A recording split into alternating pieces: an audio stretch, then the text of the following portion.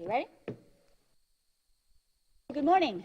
My name is Myrna Roche. I'm going to be your special magistrate today. Welcome. This is a quasi-judicial hearing, which means it's similar to court proceedings. However, the rules are less formal. Everybody who's here on behalf of a respondent or in relation to a case that is on our agenda will have the opportunity to be heard. I will ask now that for those who will be providing testimony to please stand up for the taking of the oath. Swear affirm that the testimony you're about to provide is the truth, the whole truth, and nothing but the truth. Okay, with that, we'll go ahead and have the town call the first case.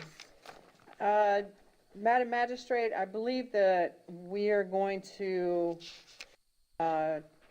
Ronald Carlone here. We're going to move to number 4, which is going to be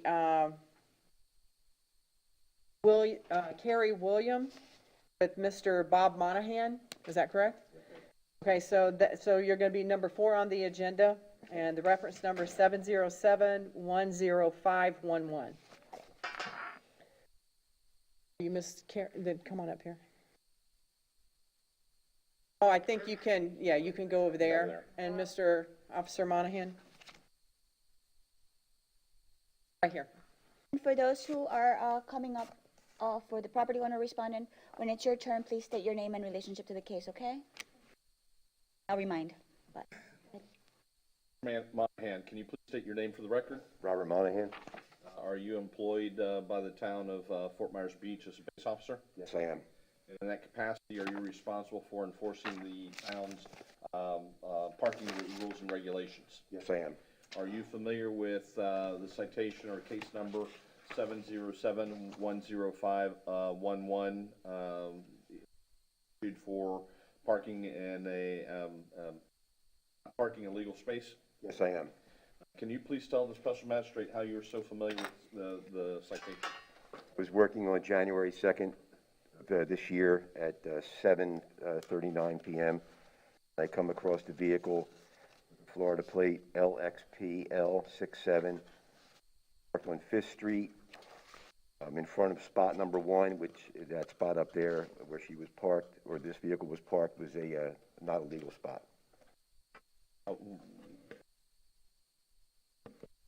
Explain for the special magistrate for us here how this isn't a legal spot. No sign marking for for payment for the parking spot, and on the entrance to the island, there's a large sign that indicates that there's no parking on any street other than the the marked spots. So the photograph that was taken at the time the citation was issued shows the car parked in a lack of a better description, a spot that's not designated for parking under the town code. Correct. Did you have a chance to look into who the owner of this vehicle is? I did not know. Through the town process? The town process that we looked up, yes. And was a notice of citation issued to the best of your knowledge? Yes. Was the owner, as best you know, Carrie Williams? Correct. Did Miss Williams ask for a hearing here today? Yes. What's the fine under the town code for parking in an unauthorized spot? $50. And at this point in time, what is the town's request as far as the imposition of fine if the special magistrate finds the citation to be been properly issued? Indicated here to fine of $50 and an administrative fee of $175. Is the material in the file that's been provided to the special magistrate an accurate reflection of the photographs and the information that you've testified here today about? Yes, it is. I'm going to refer you to one of the items in there, special magistrate, the aerial photograph. In particular, can you describe There's a vehicle parked in a spot, Correct. which is just prior to the area where you have the X mark. And is the X where this vehicle is parked that we're here for today? Yes, it is. Is there any marking there that would indicate that that's a parking on, or any signage there? Nothing further. We'd at this time enter into evidence the file materials. So admitted. Right, ma'am, sir, your name and relationship to the case, please. Ray Williams, and I'm the person who parked in the spot. Okay. So what happened with this parking in what appears not to be a spot?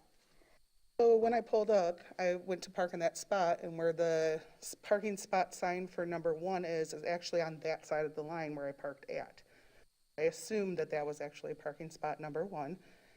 Also, on Fort Myers Beach proper, whenever it's not a parking spot, you guys have those diagonal lines on the roads. So I automatically made the assumption that is a spot. There's nothing that says no parking there. And in most big cities, you park with your back to the last line and all the way up to the curb. So I had no idea. I've now noticed going back over there that they've now moved all those signs since that time. Now all those signs are in the middle of those parking areas instead of right on the line where it was that night. And I actually also paid the parking for that spot. I paid 3 hours worth of parking for spot number 1. How much did you pay for that on that space? The receipt right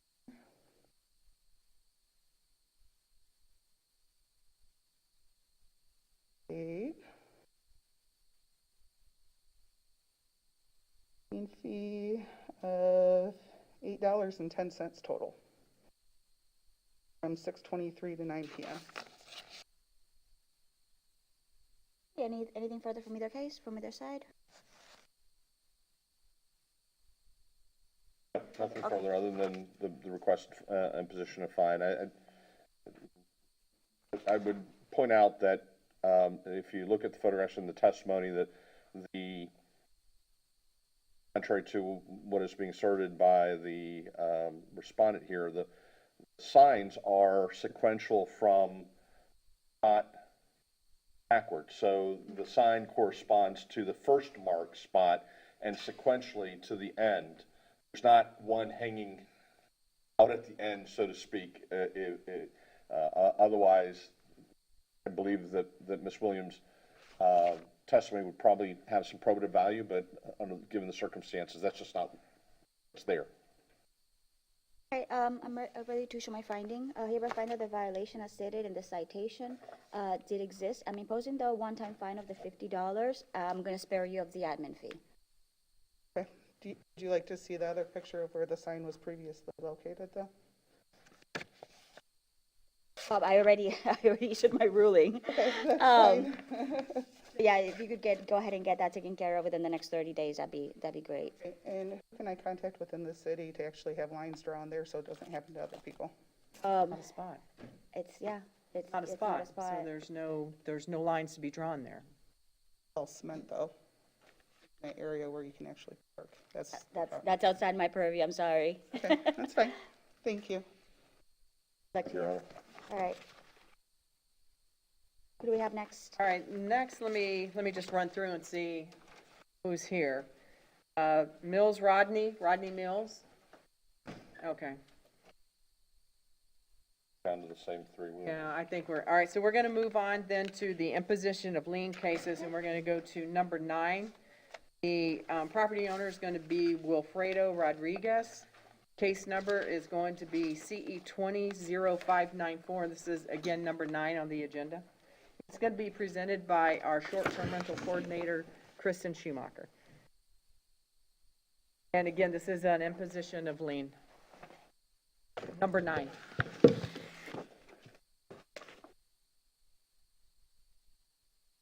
Initial way of background, Special Magistrate, this case you've previously heard, Mr.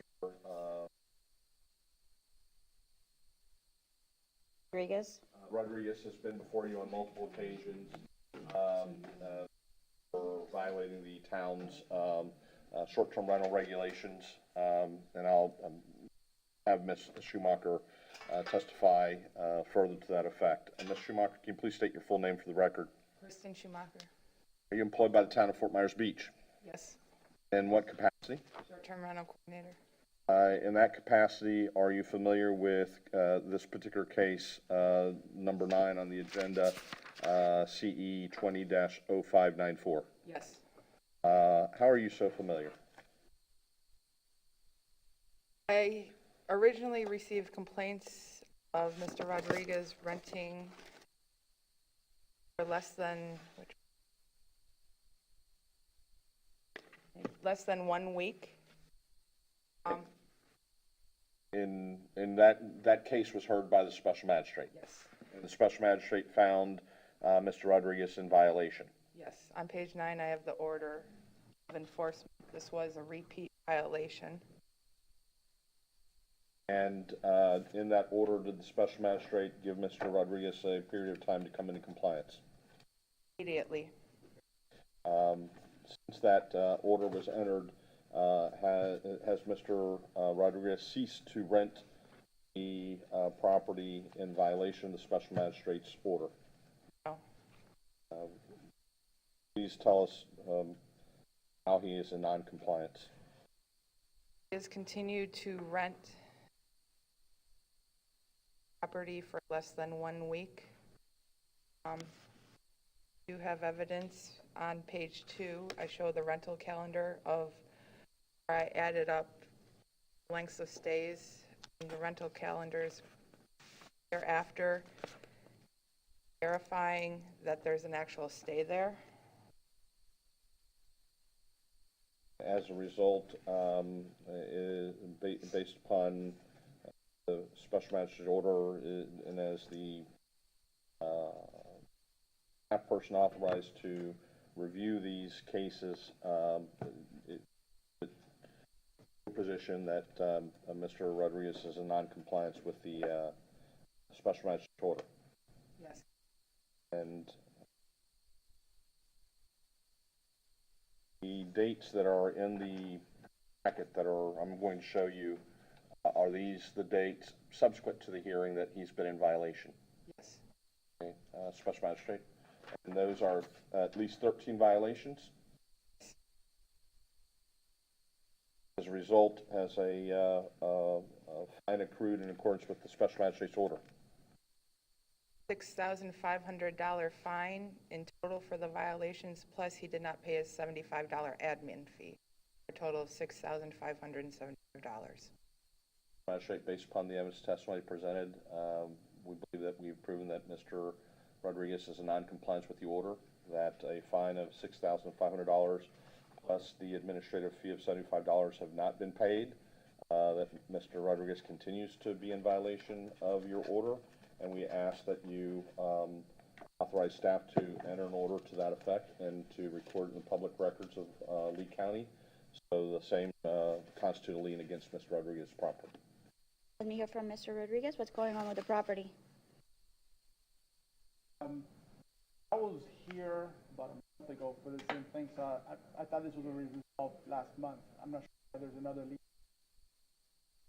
I want It to was say for the previous Yeah, case. we've had multiple. That was my several point. properties, right? This is There's two properties. Okay. There's two properties, and last time I was here, both of them were liened for the same situation. Sure why I'm here again, again. a repeat violation. We continue to bring cases forward to the special magistrate because Mr. Rodriguez continues to violate the code. and I agree with that, but if there's a prior order like he's saying, then there could be overlap. Right, at what point did this get closed down? Yeah. So we have 13 violations here. They start as of the date of my order, that was September 30th. So the first violation was 9/19, 9/20. So that was immediately after my order. So I just want to make sure that we don't have already a lien imposed already Not for those these time ones. periods. No, the prior liens are for the dates that were testified for those specific dates, because Okay, so- we have no, it's not because of the nature of the violation, it's not an ongoing, we present them to you for a fixed number. I understand that. I just want to make sure that the 13 violations we have here, that none of them is the same one as from the prior order. They have not been heard before, these violations. Okay, all right, so does that, At what point does it get closed out? I mean, am I gonna have another pay the lien lien. next month? when you stop renting it in accordance with the ordinance? So if you look at my calendar, I mean, I'm looking at a calendar right there, those are not for less than 7 days. I've corrected that. So, Has already had the time to fight against the violation. This is the imposition of lien. And I So, I understand mean, that, it's like, he's- are you in compliance now after my order? I would say yes, but I mean, Okay. every single day, even my neighbors are like, what's going on? Every single day, there's police, beach patrol passing by my house in golf carts. There's code compliance coming by like twice a day. It's a point of harassment already. Clearly, they're trying to document, because, I mean, you've been here before, and how many people come in here and contest it. This is the only way that the town can show proof of that. Beach patrol, personal vehicles, code compliance, I mean, And it will continue until you start complying with the code. And I have. It's, well, our evidence shows otherwise. If you truly want to resolve this matter, Mr. Rodriguez, you will coordinate the rental activities with staff to verify that you're in compliance. We have the information we have is what's available on the website and that we investigate, and it shows that you are renting for less than 7 days. Period. Actually, even That's a mark, violation. there's even markings, at least on the sheet, that even give you like, oh, and this day they were cleaning, so we're not gonna go ahead and tag them on that one. Those dates are even identified, the dates that there's cleaning crew. I want to get this resolved. I even emailed Parker about a month and a half ago, trying to see what we can do, work out to put this behind us. Okay, so what I'm inclined to do is, based on the evidence presented, you do have, I do have to certify, because again, there is evidence that there had been those violations. But I appreciate your candor and interest in going ahead and saying getting to compliance. So talk to Ms. Schumacher. You're obviously known to court enforcement and short-term rentals, so I'm sure they'll be happy to work with you, some type of a system where you can confirm that you're in compliance until, I guess, you get the hang of it. So that I don't have to keep on coming. I already have one lien for like 5,000, and I just want to put it behind. I mean, I'm not going to sell the property anytime soon. Neither do I have the 5,000 or 6,000 to put out of my pocket right now. So I'm sure the city will get that when I sell the property eventually. But I just want to be done with this. I don't want to. I mean, taking time from work to drive 2 hours to be here. Madam Magistrate, what happens is we continue to receive complaints from the neighboring properties, and there are several neighbors on that street that complain not only about his property, but other properties that are renting outside. And I understand, but I want to go Yes. ahead, and you have somebody here who is trying to go ahead and come into compliance, at least he's making that representation, and I want to go ahead and make sure that he's afforded all the possibility to come into some type of a system where he verifies to make sure that he's in compliance. There's not much he can do about this one. I'm not by any means excusing this one. I'm just saying that I actually appreciate the fact that he's coming forth and saying, listen, I want to work with the town to go ahead and get this resolved. We understand, we appreciate that, and. It doesn't change the certification And portion. we will try to work things out with Mr. Rodriguez, but two to tango. as I No, say. and I agree. I just want to give everybody the benefit of the doubt that he's trying. And I'll yeah. figure after the session if I have.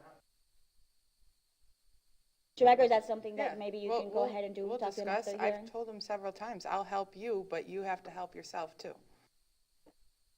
Right, with that, I'm gonna enter my order. I hereby find that the magistrate's order regarding the hearing on September 17th of 2020 with an order executed on September the 30th of 2020 has not been complied with, and there have been rentals outside of the ordinance requirement, at least in 13 occasions, at the rate of $500 per each of violation. The total accrued to date in regards to fines is the amount of $6,500, which has not been paid to date. In addition, there's a $75 admin fee that has not been paid. As such, I am hereby certifying the magistrate's order dated September 30th as it applies to those 13 violations, and the administrative fee for a total of $6,575, which specific to the violations brought forth by the city, ending on, last one being January 29th of 2021. By certifying this order, it shall become a lien against the property and duly recorded in the official records of Lee County, Florida. Madam Magistrate, the next one is going to be Mr. Wilfredo again. Okay. Number 10, the case number is CE 20-0595, again presented by Kristen Schumacher, our short-term rental coordinator. Schumacher, you're previously been sworn in. Yes. And identify yourself as an employee of the town of Fort Myers Beach, responsible for enforcing and supervising the compliance with the town's short-term rental regulations. Yes. Are you familiar with this case, CE 20-0595 at 5765 Lauder Street? Yes. Can you please, did the special magistrate previously enter an order in this case, ordering the property owner to come into compliance with the town's regulations? Yes. What date was that? That's September 17th, 2020. And what was the time for compliance? Immediately due to this violation. Since that date, has the property owner violated the special magistrate's order? Yes. Tell the special magistrate how her order has been violated by the property owner? This property is in monthly rental zone, which are allowed minimum of 1 week stay to a single family during a 1 month period. So on page 1, as you see, I've determined October there were 2 stays, November 3 stays, December 3 stays, January there was 1 stay. I did speak to Mr. Rodriguez in December because he called me up right away because his neighbors tell me to state that there's more than one rental. He told me he just had his rated off a guy working there for while he was working, which I wouldn't consider that a violation. Then I went back and saw in the packet too that there were 3 reviews. In order to get a review, you have to be a paying customer. During the time period that the special magistrate had ordered compliance? Yes. And were the rentals for more than once in a month? Yes. And what's the total number of violations that you testified, that you're testifying about here today? 5 violations. What was the amount of fine imposed by the special magistrate? $500 per violation to make $2,500 plus the $75 admin fee.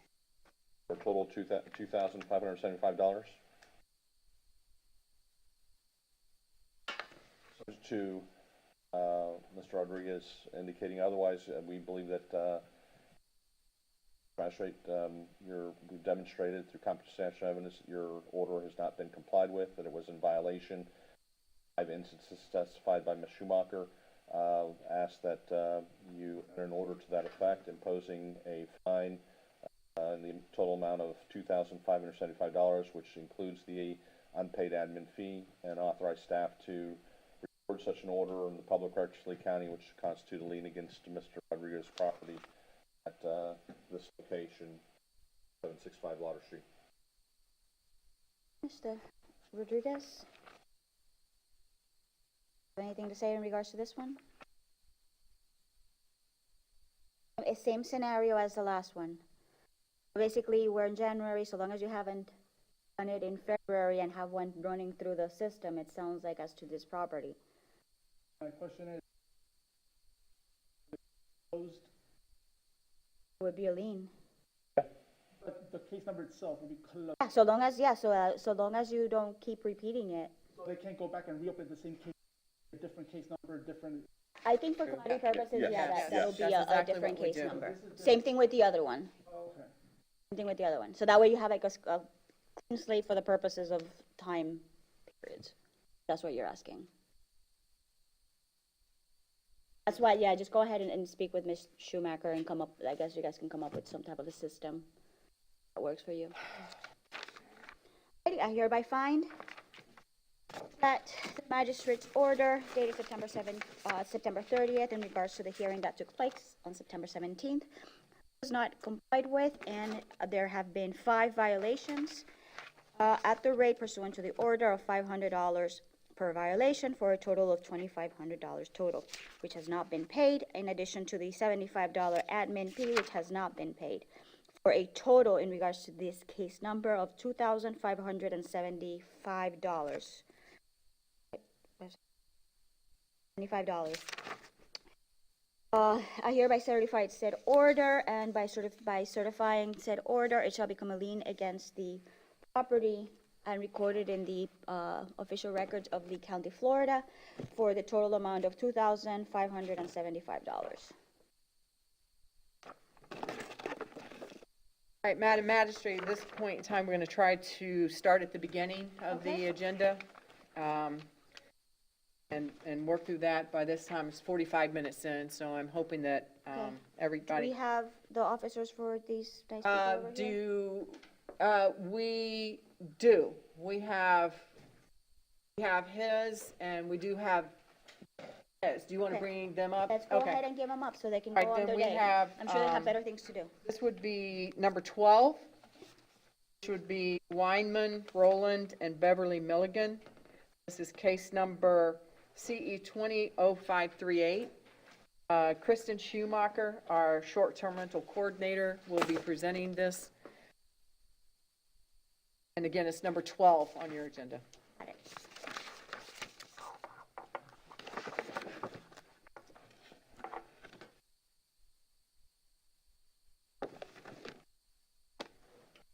Doctor, previously sworn in, correct? Yes. You testified that you're employed by the town of Fort Myers Beach, responsible for administering the town's short-term rental regulations. Yes.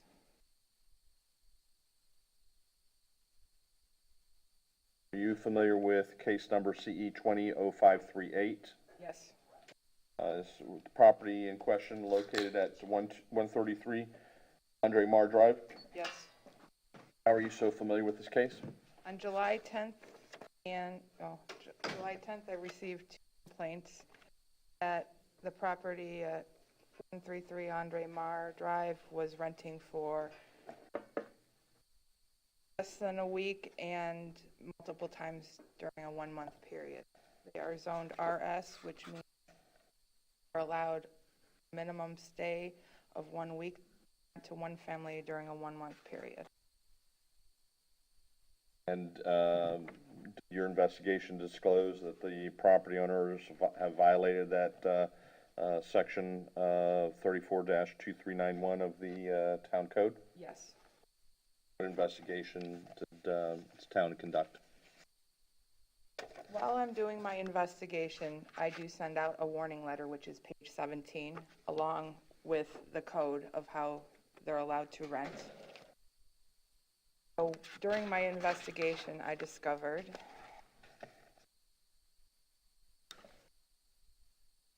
Let me, before you move on, so this warning notice that was sent to the property owners was sent 4 months prior to the notice of violation and the notice of this hearing? yes, So they've had an excess of 4 months to comply with the town's regulations? correct. And they,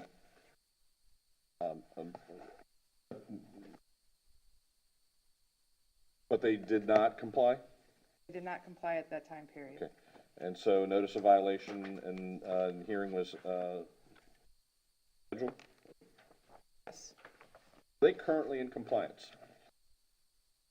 They have changed their rental calendars,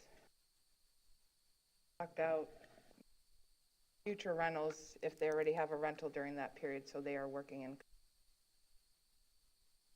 So factually, a notice of violation was issued, the property owners were given a time for compliance. They did not come into compliance Did not. within the time specified, but are currently in compliance, best of your knowledge. They are working to come into compliance. With these, you can't come into compliance right away. Okay, You well, already have your rental booked a month before. okay, so I'm sorry, future rentals. Yes. Okay, so there are currently rentals that have been booked that violate the town's regulations. Magistrate, absent an objection from the property owners or other argument, we would stipulate or agree to the special magistrate entering an order, much like you have in the past in these types of cases, that gives the property owner the opportunity to purge themselves of the kind of safe harbor time period, and then just moving forward from that point to comply with the code. Or otherwise face a fine. And is there a fine imposition recommendation? Not asking for any fines, we're just asking for an order of violation. All right, let me hear from the property owners. Please state your name and relationship to the case, please. I'm Roland Wyman. I'm the property owner and his wife also the property. I have a feeling that the town had already communicated about entering an order finding violation, but no fees, no admin, no anything. Okay, are you in agreement with that? Yes. Okay, and do you understand better now the short-term rental situation? We sure do. Okay, good, and if not, you know where to go. Ms. Schumacher is very helpful. All right, I hereby find that the violation, as stated in the notice of violation, did exist. For purposes of this case, I will allow the property owners a 30-day purge. So basically, anything you have in the books for the next 30 days can proceed, even if it's in violation. Only if it's in the books already. And then after those 30 days, you have to come into compliance with the ordinance requirements, okay? Normally, because we understand that you might have rented before coming in here today, we allow you that time frame to go ahead and purge it through the system. Go ahead, state your name. Beverly Milligan. Okay. So as soon as we, when all this happened, our home is just, it's hard for the family. Okay, sorry. You talk. I'm so You're nervous. okay. That's I'm so okay. nervous. That's okay. It's a larger home, and and usually somebody books it for multiple families to come to converge together. What we're basically saying is there is a couple of rentals past the 30-day mark, and it ends beginning of April. And is it until the beginning of April? Yeah. What's the town's position regarding their, It's just very hard for them to cancel their. Typically, you let them, we gotta do 30 days, or purge out whatever they have to this day? and the first is April 1st? Okay. Is that what you're saying? The 10th of April That's would it. be done. 10th of April? Okay, so we'll do run until the 10th of April. Okay. Yeah. That way you can purge it out, but we see, Then that's it. starting today, because I know you have it in the books, but starting Oh, yeah. immediately We have. past that point, no more. Yep. All right, did I say my ruling already, or did? What's that? I don't remember if I finished my ruling. Okay, I hereby find that a violation as stated in the notice of violation did exist. I'm not imposing any fines or fees. However, I am ordering the property owner to purge of the existing reservations that are out of compliance through April 10th. Any violation thereafter will result in a $250 fine per violation. This is the first one. All right, thank you. And Magistrate, up next is going to be our number 17. It's going to be Tezak Helen, the trust for the Tezak Family Trust. Case number is going to be CE 200697. Again, this is number 17 on your agenda.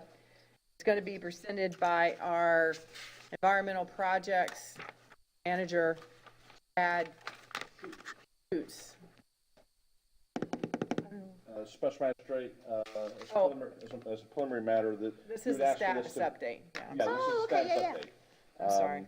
And it's not a case presentation, it's rather, you've already found the property owner to be in violation, and because of the nature of the violation, you wanted an update as to the Progress. Progress. I Thank you. remember.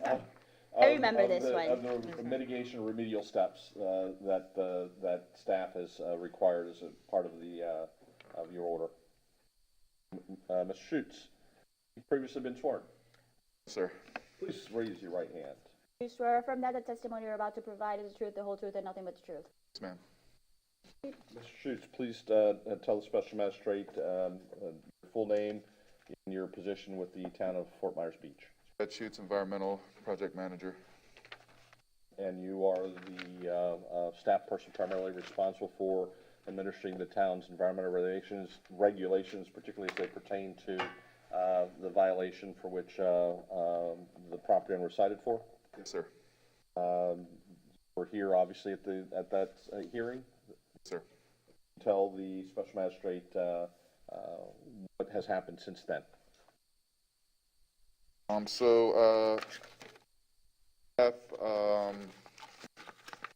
sent the recorded order, and the notices were posted, mailed, in accordance with obligations. The Shoots compliance. We already know what the violation. So have they are required under the regulations to provide a mitigation or remediation plan. Is that correct? Yes, I was getting to that. So Okay. the fine has been paid, and Mr. Tezak on, I believe it was January 5th, submitted a initial proposal for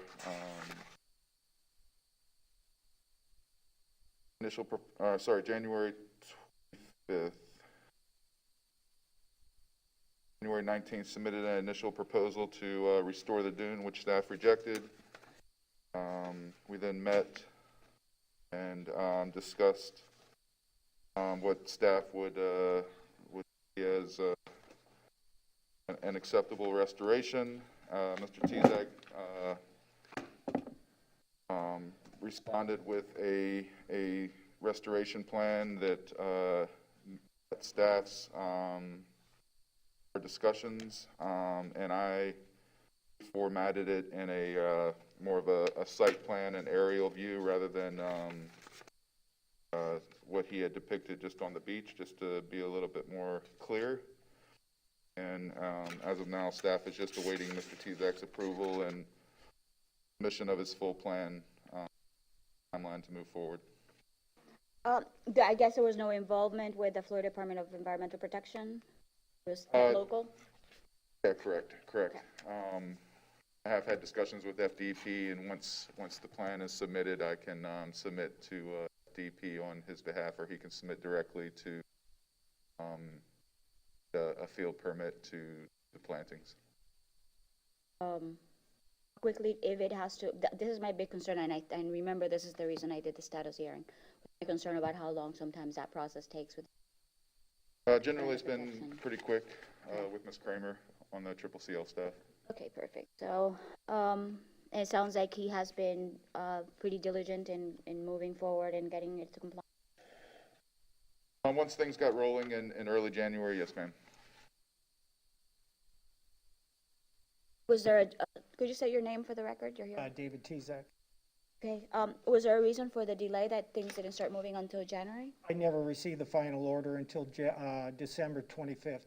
Okay. So, till that point, I didn't know where we stood, and then when I had to request it, it was signed on the 5th, but I didn't receive it till the end of the month. So right now it sounds as you're at the stage where revisions have been requested for the drawings. Yep. But have those been made to him? Have Yeah, they been provided to you? We provided him with a site plan. Okay. He wasn't clear on it, so we met at the spot. We went over it. Everything was clear. It's there. It never went away.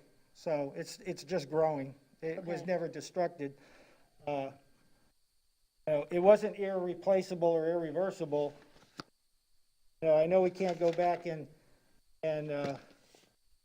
try this thing, but I was totally denied my right, and it was totally wrong. And we were taken from the time that we weren't even given notice In fact, from the time we were given that notice, we were convicted in less than 30 days. Right, so, In fact, if there was a dead body found on my property, I probably would be in jail for murder because it happened on my property, not by one of us, but that it was on our property. okay, so the notes that I have from the town here is, they're thinking 21 more days to implement the restoration plan, with a status update on March 18th. Is that something that 21 days to go ahead and get it running? I mean, I could put the plants in tomorrow. I mean, But I you think know, obviously you have to go through a process of I approval. don't think and I all have to that good go. This stuff. is my property, ma'am. I own the property, okay? They're on my property. In fact, when he took that photo, he took it on my property, which is again a Fourth Amendment violation. That's funny because you're getting a little defensive and everybody here is trying to help you. Well, you know what? You're not helping me. Okay? I mean, I already am where I'm at. Point is, if you were helping me, you would have done it in the beginning and you were protecting my right, my mother's right. But you don't know what you're doing. You don't know the law. Okay, so You based can't on even that, define the beach. You based on can't that, sit I'm here and define the inclined, beach. sir, I'm speaking, based on that, I'm inclined, since you're disputing it, I'm not inclined to go disputing. ahead and just disregard the status update, just bring it back for certification. Well, actually, he has already extended the amount of time that is in your previous order.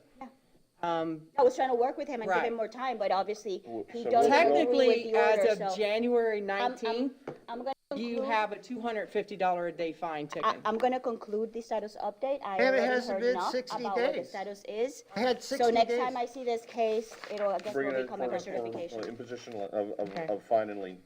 Because clearly there's something that, March 18th. something clearly not registered. Ma'am, I'm trying to fix the Sir, problem. I already issued my order. You were here for a status order. Because everybody's trying to work with you, but you got defensive on it. I guess you know better than everybody else, No, so. I don't know better. What I'm trying The to order do- has been entered. Sir, I made my ruling. Have a nice day. So am I being charged Sir? $250 a day? I made my ruling. Have a nice day.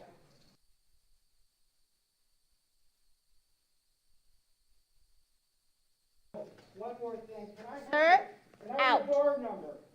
Oh, you were the one who asked for it last time. Look me up. My name is quite unique. Go ahead and go to the Florida bar. Sir, out. Out.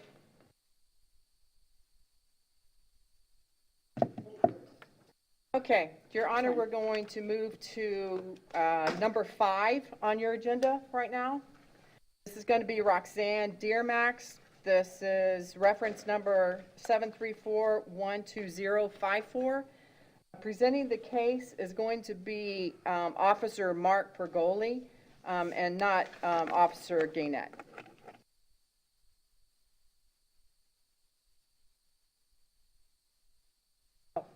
Everybody was sworn in? Okay, you swear to affirm that the testimony you're about to provide is the truth, the whole truth, and nothing but the truth? I do. We'll go first. Okay. Officer, can you please state your full name for the record? Yes, Mark Pergoli. Officer Pergoli, are you employed by the town of Fort Myers Beach as a base officer? Yes, sir. In that capacity, is it your responsibility to enforce the town's parking regulations? That's correct. Are you familiar with the parking citation that was issued in this case, number 734-12054? Yes, I am. Can you please tell the special magistrate how you're familiar with this particular case? Well, according to a colleague of mine, the citation, which occurred on November 20th of 2020 at approximately 1700, the party in question here parked her vehicle in a space on Center Street, meter number 79, and I'm sure part of his patrol was he came across the vehicle and noted that meter had not been paid. Thus, as a result of that, he gave a citation for overtime meter, which again clearly states in that parking area that you are to pay by phone only, 2-hour maximum. And we monitor the meters via our phones through the technology that's available today. And so, prior to the issuance of the citation, town staff verified with the app that Yes. that the time had expired. That's correct. So the car owner had put in time and did have Well, if a I can spot, or is this? Well, I can clarify on that. It appears that the party, the owner of the vehicle, had paid in the private lot that adjoins the town's lot. As you notice in one of the photographs, it's evident that receipt is for a private lot, not for the town of Fort Myers Beach. So can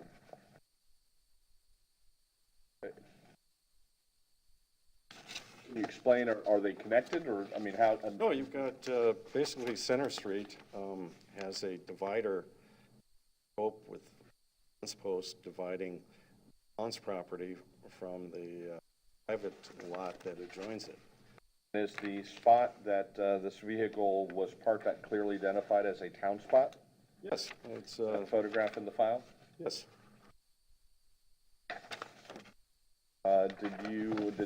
After the citation was issued, was the town able to identify who the vehicle owner was through a trace of the tag? That's correct. And is that person Roxanne de Armax? I hope I'm pronouncing that right. Armas. Armax. That appears to be the owner of the vehicle that was cited. Was a notice sent to Mr. Armas. All good. Armax? Yes, And did she request a hearing here today? it appears she did. Anything you have to add? Other than, what is the fine that is? The fine is $70, and the administrative fee would be $175 that the town is asking for. Time we'd enter into evidence the file that the contents of the file that is before the special magistrate. I do have a quick question for the officer. The document that I'm looking at, it says $35 for the overtime meter. Or does that 70 come? Well, the $35 is if you pay within the time frame of 3 business days. If not, then it escalates to $50, and then once it exceeds that, it's raised up to $70. We give them a buffer for the parties to the sooner the better.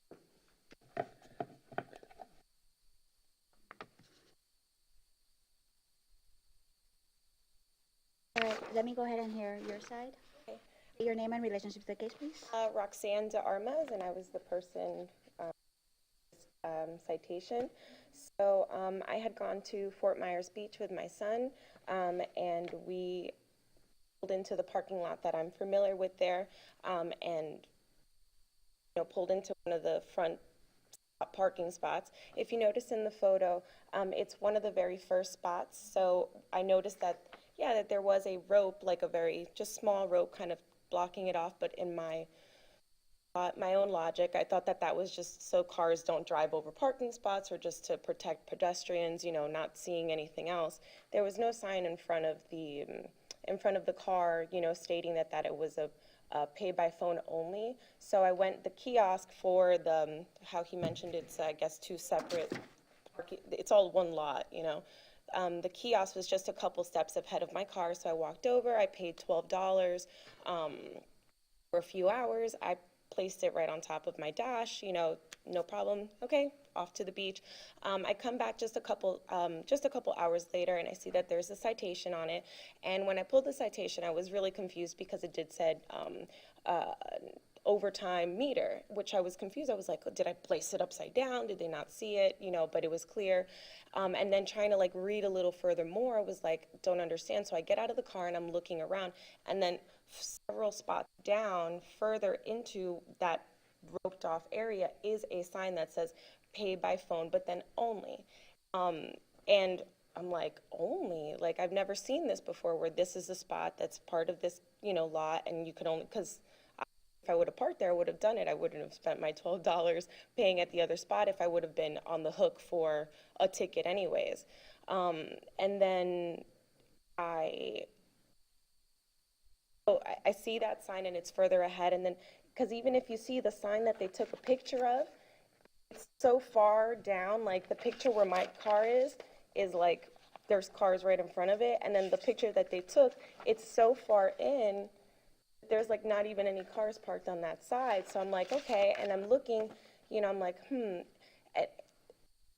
in all honesty, lived in New York City for a million years. Reading street signs is like a second language for us, Like, can I park here? Am I going to come back to my car? Is it towed? So if I would have seen the sign, if it would have been, better, just outlined or just, only or whatever, because also even somebody looking at that sign nowadays, sometimes when the kiosk has a long line, it gives you a second option. Hey, pay by phone as well. So maybe that could have just been a sign, but not that this is just a pay by only spot, and especially where it's just the only divider that I had from where I was my spot, a post, and then here's the kiosk. So I just felt that it was not really clear for someone, especially in such a high tourist area, where I understand. But I felt like, ooh, this is a little hairy, where it could have been much better documented. So, and I don't know, I just feel like I'm not trying to cheat the system. I paid my $12, but to come back and see, I was like, oh, I don't know. Magistrate, if I can interject. Go ahead, and are you done with your argument? Sure, I'm not sure Okay, so go ahead. much more else I could That's say. okay. It's quite evident that the picture was taken of the sign, which was right in front of her vehicle, again indicating pay from your phone, download passport parking from your app store. I agree. I'm looking at this picture. You can see it through the You can see windshield, it, yeah. as well as on the middle photograph on the citation that was issued to the black and white on the citation, you can see the sign right in front of her Do you vehicle. go ahead and provide her this picture? She might not have that picture. That might be the problem, please.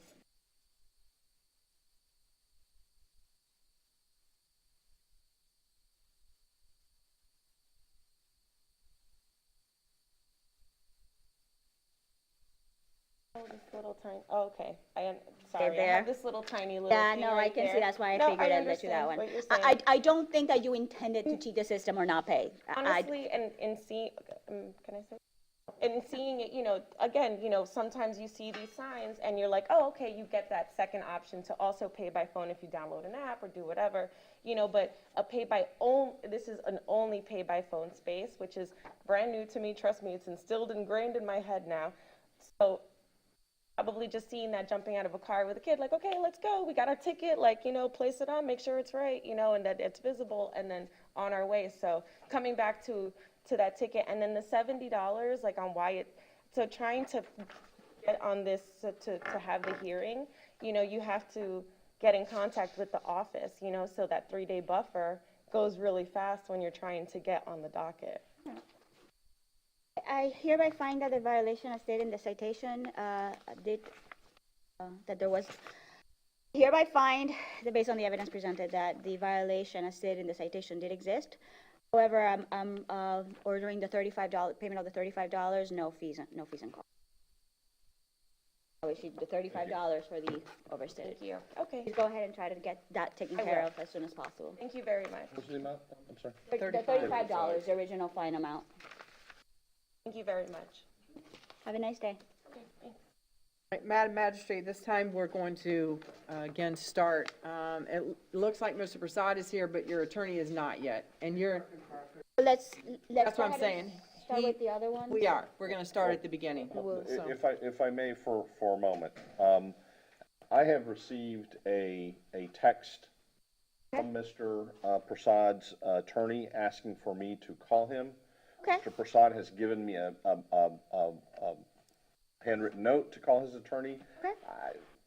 However, I'm here trying to do the business of the town, so I suggest we go through the cases And That then, one towards the end, eh, yeah. If I he's agree. been told to be here, then he'll have that additional time, to potentially arrive. If not, then I'll call him at the end of the, we've finished all the other cases, and we'll just have to, Mr. Prasad, we'll wait. I agree with that, Vanya. It doesn't mean that we're gonna proceed with your attorney. We're just gonna proceed with everything else. Give him time, and if not, I guess we can just go ahead and do it by phone with him. Okay? Okay, we're Right, going with to that? number 1 on the agenda. The respondent is Rodney Mills. This is going to be presented by our base officer, Roxanne Tucci. The reference number is going to be 7264322. I do not believe Mr. Mills is present. Officer Tucci, can you please state your full name for the record? Roxanne Tucci? Are you employed by the town of Fort Myers Beach as a base officer? Yes, I am. And in that capacity, are you responsible for enforcing the town's parking regulations? Yes, I am. Are you familiar with the citation, the number 7264322 that we're here for this morning? I am. Please tell the special magistrate how you're familiar with this particular case for this citation. Yes, ma'am. I was working this day, November 26th, and I was doing my rounds, checking for parking, making sure all the parking was paid for. When I went onto Mango Street, I noticed a white Acura was parked, taking 2 spaces. Only paid for 1. Took a picture just showing, you can actually see where the sign says up above, instructions on how to park. And the right fender has to be right next to the sign where they're parking for their space sign. The car is actually halfway over in 2 spaces. What I did was I issued a citation for taking 2 parking spaces, which was $50, and I placed it on the windshield. I'm sorry, before we proceed, Officer Tucci may have come into the room after you sworn the witnesses. Have you been sworn in, Officer? Oh, she might have not. All right. Do you swear to affirm the testimony you're about to provide is the truth, the whole truth, and nothing but the truth? We have one more. Oh, we got more back there. Do you swear affirm that the testimony you're about to provide is the truth, the whole truth, and nothing but the truth?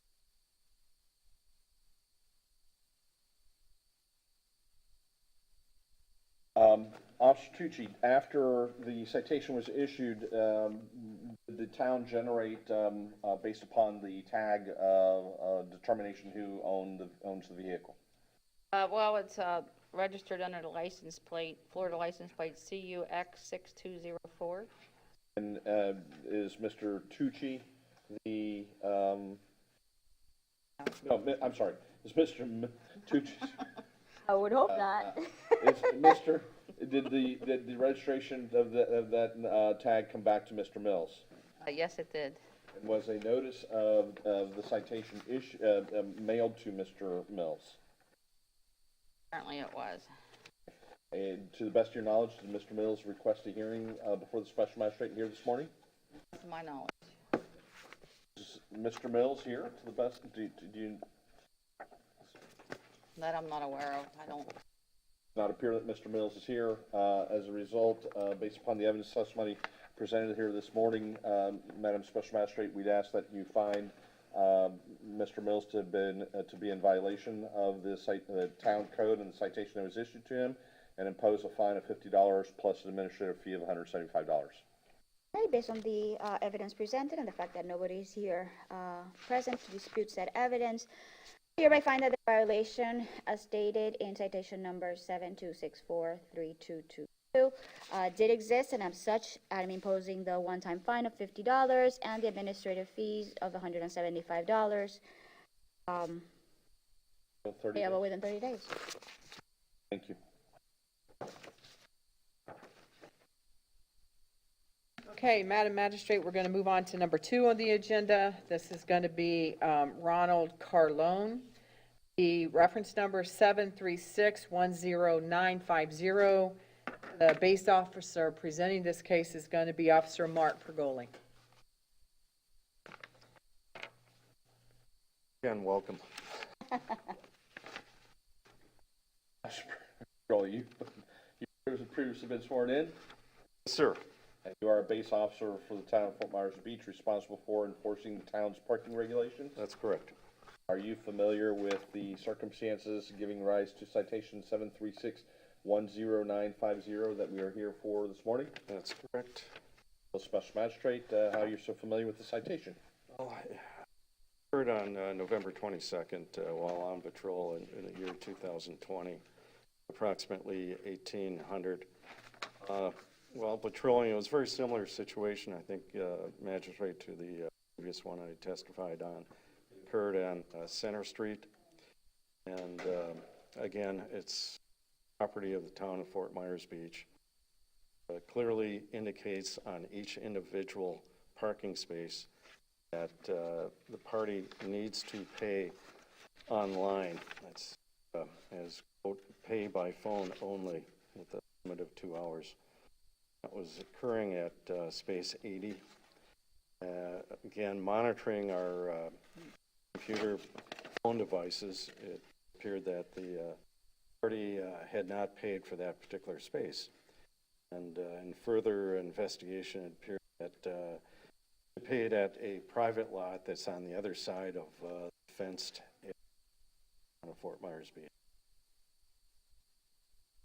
Vehicle, again, is the tag number is JNA 8888, registered in New York. White Jeep. And after the citation was issued, did the town run the tag through the town's database to determine who the car is registered to? Yes, they did the proper procedure. It came back to a Ronald Colon of Boca Raton, Florida. It was a citation mailed to Mr. Carlone at that address that's shown on the in the file? That's correct. Did he ask for a hearing for this morning for the special It magistrate? appears he did. Have you had any contact with Mr. Carlone? No, sir. Special magistrate, based upon the evidence testimony presented here this morning, this afternoon, we'd ask that the special magistrate find the Mr. Carlone to be in violation of the town code set forth in the citation that was issued to him, and impose a fine of $70 and an administrative fee of $175. It is hereby noted that Ronald Carlone is not present today. I hereby find, based on the evidence presented, that the violation as stated in citation 736-10950 did exist, and as such, I'm imposing the one-time fine of $70 and the administrative fee of $175 in accordance with this ordinance citation, payable within 30 days. Thank you, Your Magistrate. Madam Magistrate, we're moving on to number 3. The respondent is Robert Dunsmore. Number 3 on your agenda, the reference number is going to be 726-45171. Officer Roxanne Tucci, how you say your name? Yes. Tucci is going to be presented the case. I was in Italy, yeah. Like Stanley. Yeah. Yeah. Officer Tucci, have you been sworn in? Yeah. Yes, I have. Are you employed by the town of Fort Myers Beach as a base officer and responsible for enforcing the town's parking regulations? Are you familiar with citation 726-45171? They were here for this afternoon. Yes. Can you please tell the special magistrate how you're so familiar and the circumstances giving rise to the issuance of the citation? Yes, ma'am. On December 31st at 9:59 in the morning, I was patrolling and I was checking parking. Came upon Palm Street space meter number 202, and when I checked on my app, space was not paid for. I then looked on the windshield and around the car to see if there was a handicap placard anywhere. I didn't see anything. That time, I issued a citation for overtime meter. This is for a silver Subaru bearing Ohio license plates FDU 2519. I placed that citation on the windshield. was for $35. Okay, did you come back and determine who the vehicle is registered to? Yes, it's apparently Mr. Dunsmore. Was a notice generated with citation and mailed to Mr. Dunsmore? Yes, and if I may add, was to claim that there was problems with the parking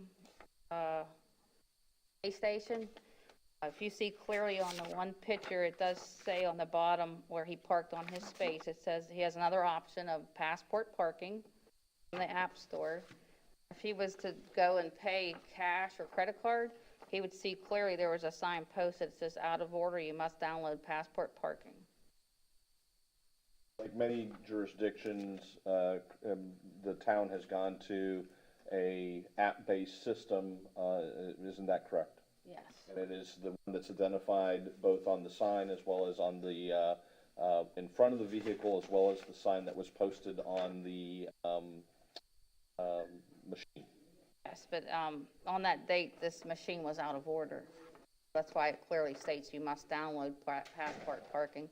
There was not even a semblance of a paid spot receipt, like at least we had the other people attempted No, to do something there was nothing showing that he had paid. or anything. Okay. Did Mr. Dunsmore request a hearing this morning? Yes. Have you had any contact with Mr. Dunsmore since or before? No, I have not. Magistrate, based upon the evidence testimony presented here this afternoon, we'd ask that you find that enter the material files into the record. Ask that you find the vehicle owner to be in violation of the citation that was issued to him, 726451171, and assess a fine of $35 and administrative fee of $175. I hereby find that based on the evidence presented, that the violation as stated in citation number 726451171 did exist, and as such, I'm imposing the one-time fine of $35 and the administrative fee of $175, all of which is payable within 30 days.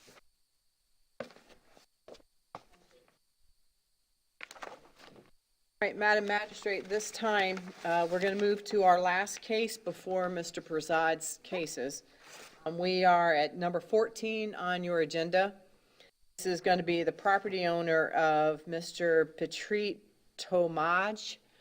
The case number is CE 20-0690, and the code enforcement officer presenting this case is Officer Bill Stout. And this is a work without permit.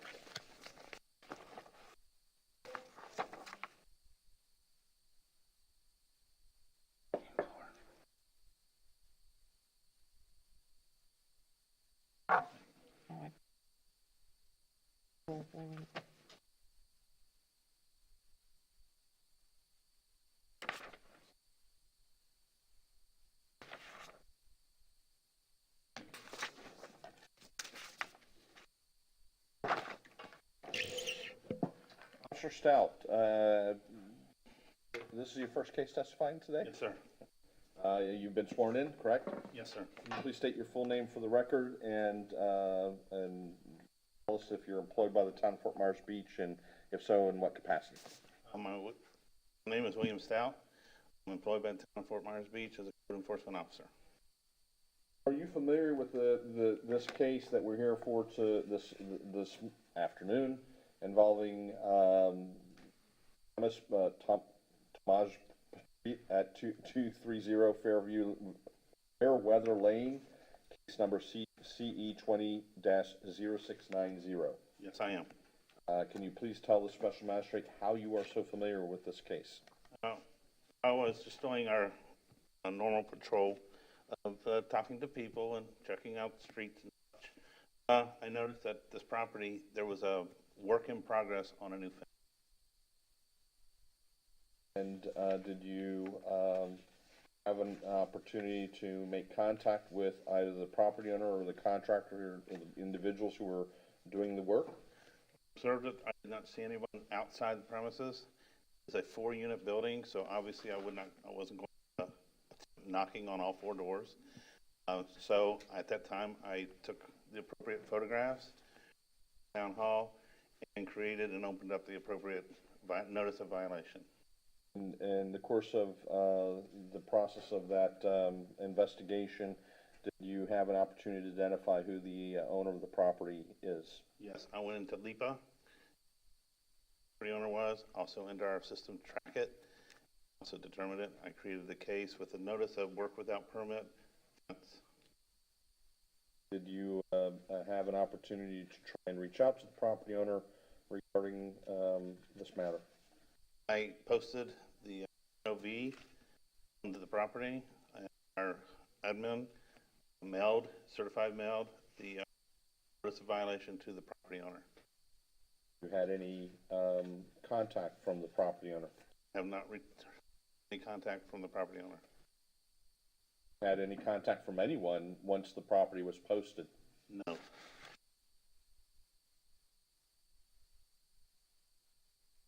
You take any photographs of the property at the time that you visited the site? Are they the ones that are up on the PowerPoint presentation and in the package provided to the special magistrate? Yes, they are. Condition of the property today substantially the same? Essentially the same, other than the one panel that you can see leaning is no longer there. It's been Has a permit been applied for any of the work that's taking place or took place on the property? yesterday, February 17th, there had not been a permit applied for. Based upon your determination that Mr.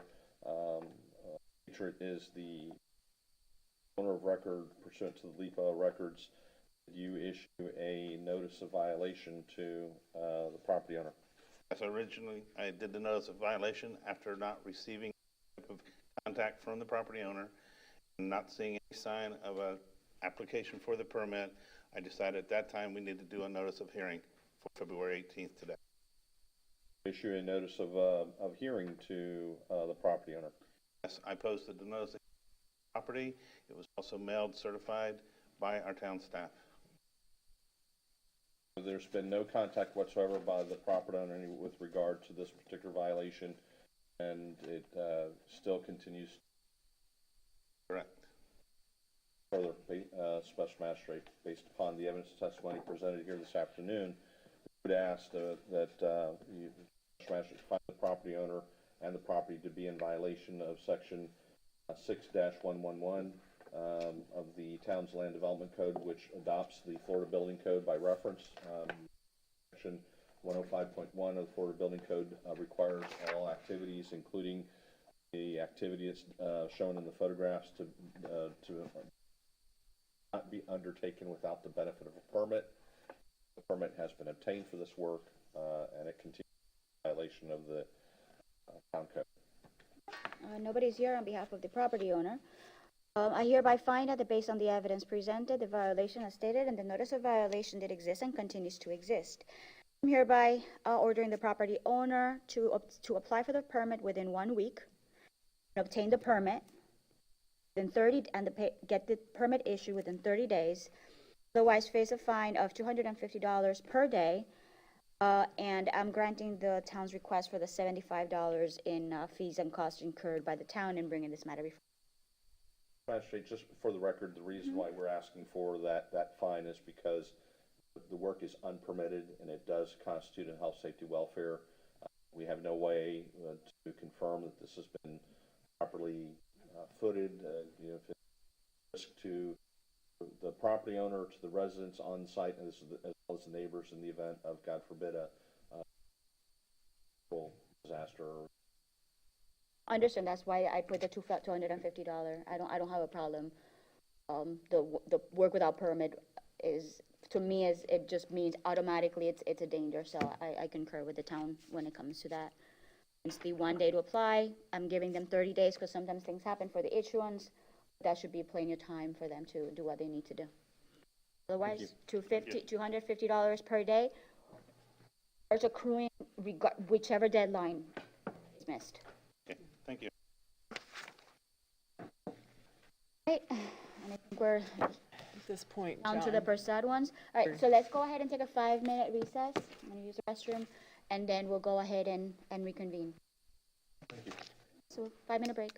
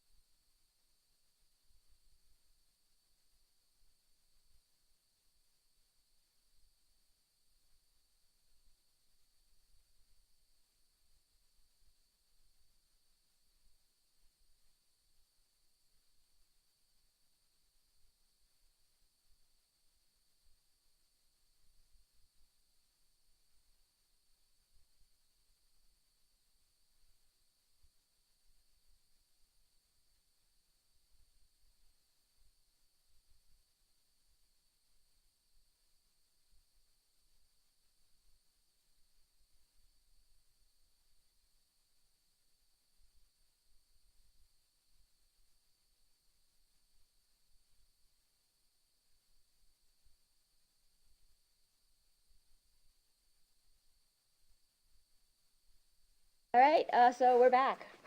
Okay. All right, Madam Magistrate, at this time, we're going to move to number 6 on the agenda. This is an imposition of lien case. The property owner is Prasad Properties, Florida Investment.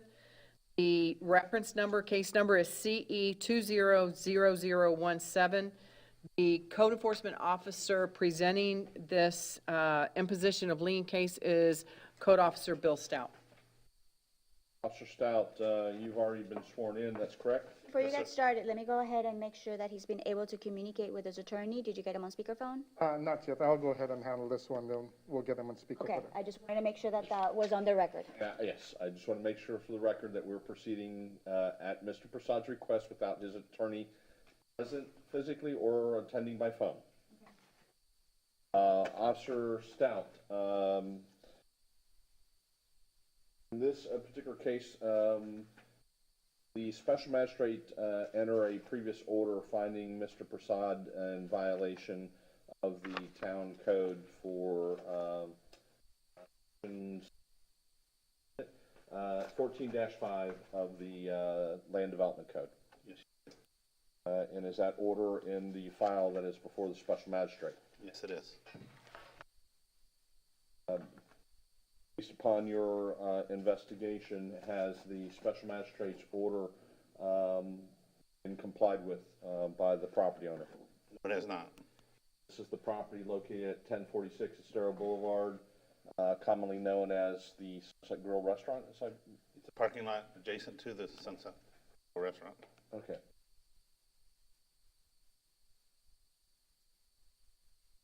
Property, of course. I understand. Is this okay?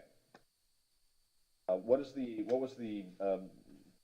your knowledge, based upon your review of the magistrate's order? What was the violation that the property owner was found to be in violation of? Having beach chairs on the umbrellas for rent, for use on the beach. Permit. Correct me if I'm wrong, the special magistrate gave the property owner 24 hours to cease that activity? Yes. Has that activity persisted since that time? Yes. Photographs that are up on the PowerPoint presentation that is part of the file are that a result of your investigation after the entry of the special magistrate's order of enforcement? Yes. That's Tell correct. us what they are.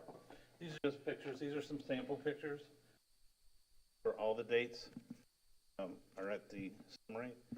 And so this is just next slide. There is also one of the chair attendants who works for Prasad. So this you have identified that these chairs and this rental activity is controlled and directed by the property owner? Yes.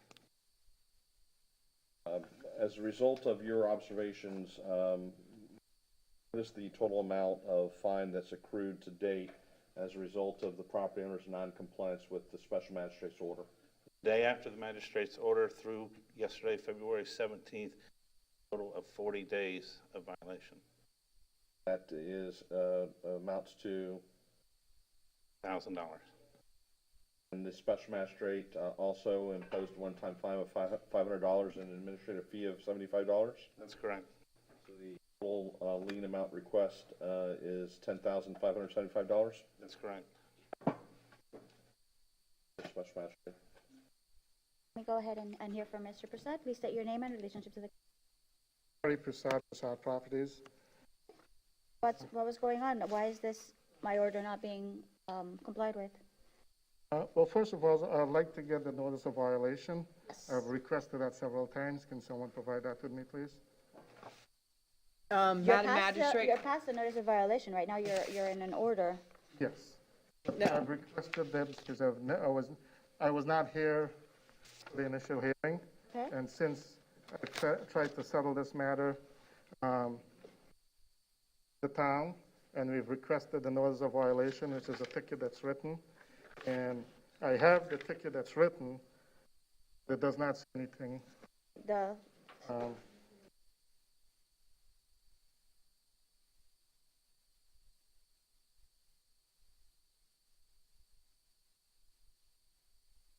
It looks like they were sent to you, according to this email, Yeah, and this is what was sent to me, so, but we have a Dropbox, so you were provided with it. but can I show you actually what was sent to me? Okay, did you go ahead and show it to the attorney first? I want to know if Mr. Prasad printed out the entirety of the materials that were sent to him, or is he just piecemealing? My bet is he only has one piece of paper in his hands, and the email says that it was too large for it to even go as attachments, and that's why Dropbox was provided. Correct. I'm just saying there were potentially hundreds of documents in there, and I Okay, don't know. so what is your representation, that you still to this day haven't received the notice of violation? Okay, why is it incorrect? I Go would ahead, object, just- but just- I'll just go accept it, but. You don't have to accept it, he just have to show it to you.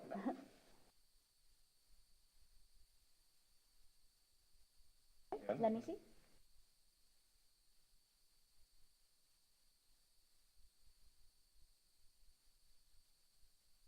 This is not the correct case, Mr. Magistrate.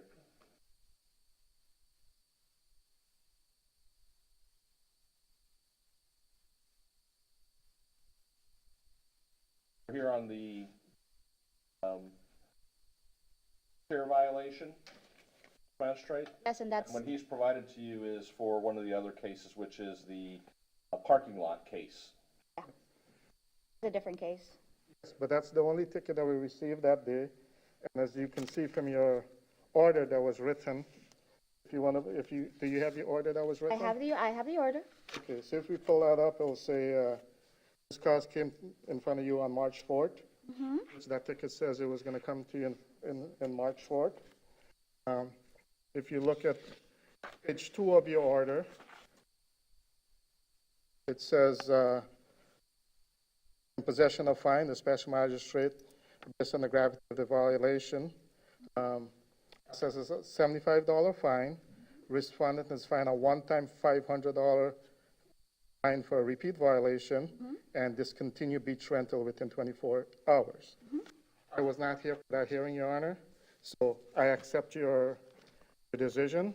We did immediately discontinue the beach chairs, not as rentals. We were not renting chairs, but we discontinued it because I was not here, my attorney was not here to defend that case. Okay, so we accept it, we discontinued it, and When was it discontinued? it was discontinued on March, the day after we received this, it'll be March 6th.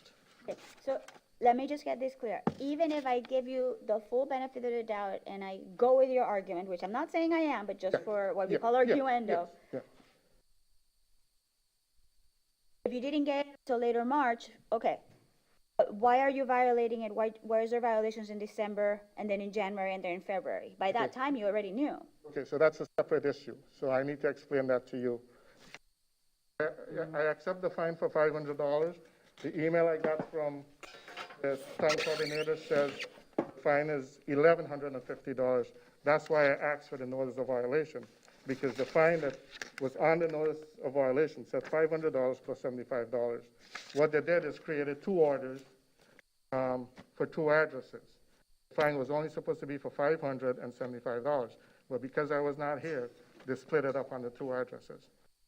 Again, I was not here, so we didn't find an appeal on it, so I'm entitled to pay that fine, which I have no problem doing. Fast forward now to what they're claiming that I did in December, January, and February. On December 12th, Second DCA issued an order that, I have the order here if you'd like to see it, that all my property rights that the town allegedly took away from me were completely restored 100%. Can I see that opinion? That's incorrect. Go ahead and see it. He can provide you a copy of the order. It is very specific, and it does not state what Mr. Prasad is representing to the special magistrate. I allow you the time to read it yourself, and you will see, hopefully reach the same conclusion. Last bit, you can-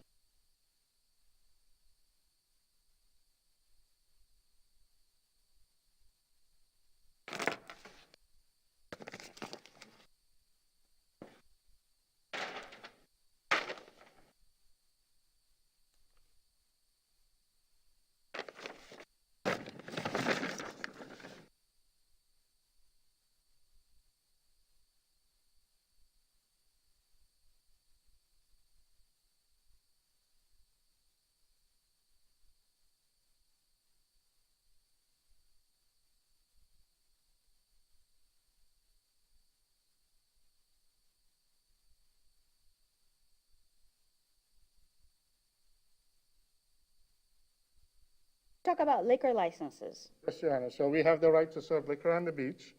Here's a map survey. But of you're my- not here for liquor, you're here for chairs. Yes. So we're not renting the chairs, Your Honor. We're putting the chairs out for our customers where they can sit there and drink alcohol. Where they're going to sit, on the sand, Your Honor? Yes. Probably just setting up yourself for another violation. I'm not sure that the selling of alcohol on the beach is actually allowed, but I'm not. We are compliant with the second DCA's mandate. Yeah. And it's completely unrelated to the matter before the special magistrate this morning, or this afternoon. I don't see how this case has anything to do with. Okay, let me explain this to you, Your Honor, very, very simplistically. Here's the survey of my property. Okay. Here's my property line. Okay? That property line gives me the right, I own this beach. This is private property. Okay? Second DCA, we served alcohol on this beach until 2014. 2014, October 12th, the town violated my property rights, my civil rights, took away my rights to serve alcohol on the beach. Filed a suit against the town, and we had to bring it to the second DCA. The second DCA restored all our property rights as grandfathered rights. I'm allowed to put chairs on my beach. I'm not allowed to rent chairs on my beach. I can put chairs on my beach all day long. There's nothing in the town code that says I cannot put chairs on my beach. If you can show me that, I'll stop putting chairs on the beach. But again, this is our property. We can use it as we see fit, and we can serve alcohol because it's the town already signed off, and I can show you the town signature on that. We We'll can serve stipulate alcohol to in that fact. I'm not disagreeing that he has the right to sell alcohol in accordance with the Second District Court of Appeal Yeah. opinion. I still don't see the relationship between the second DCA opinion regarding alcohol Okay, and your beach chair. those chairs are placed out there for convenience for my customers, okay? There's nothing in the code, the town says I You're telling can't. me that you're not making any money off those chairs, it's only for your customers so they can sit there and drink The only alcohol? person that can use the chairs is my customers, okay? That's why when we go up to them, they get a band, they pay for drinks, and then they can sit on the chairs, because if we put the chairs like they are out there, people come and sit on them all day long. We have a beach attendant, and he tell them, if you want to use our chairs, you have to be a patron of our restaurant. If you want to be a patron of our restaurant, you get a band, we put a wristband on you just like everybody else, because you can't take liquor out, you can't bring liquor in, it's just like having a restaurant. And there's the consideration. His own admission. Buying thing. There's no rent on the beach, there's no, you gotta be a patron of the restaurant. Now, you tell me I can't have patrons, patrons can't sit on my chairs, I can't put chairs out on there? That's my beach. For consideration. Do we have a copy? Well, As Mr. Prasad said, he allows them if they are buying from his restaurant. do we have a copy of the ordinance? Yes. Could I see it, please? Obviously, we have an admission that there was a violation. What he's disputing is the amount of violations. If I understand you correctly, correct? Yes, yeah, Basically the after first December. violation, yes. I was not here to defend it, so, I mean, I'm not gonna go appeal it, and I'm not gonna think, I'll pay that fine. It sounds like you admit the fact that you were renting it back in March. Before that. Sounds like your issue is with the Well, I'm latter not ones. admitting that, but I'm saying Okay. I was not here Okay. for that violation, so clearly I'm responsible for it. Because I defaulted on that. I'm gonna go ahead and I'll take a look at the ordinance to see if it reads the way you're interpreting or if it reads the way that the town is interpreting. Let's hang tight. Every other business, Your Honor, puts out chairs for the restaurant, for the I customers. understand your argument. That's why I'm taking the time to go ahead and look at the ordinance. Okay.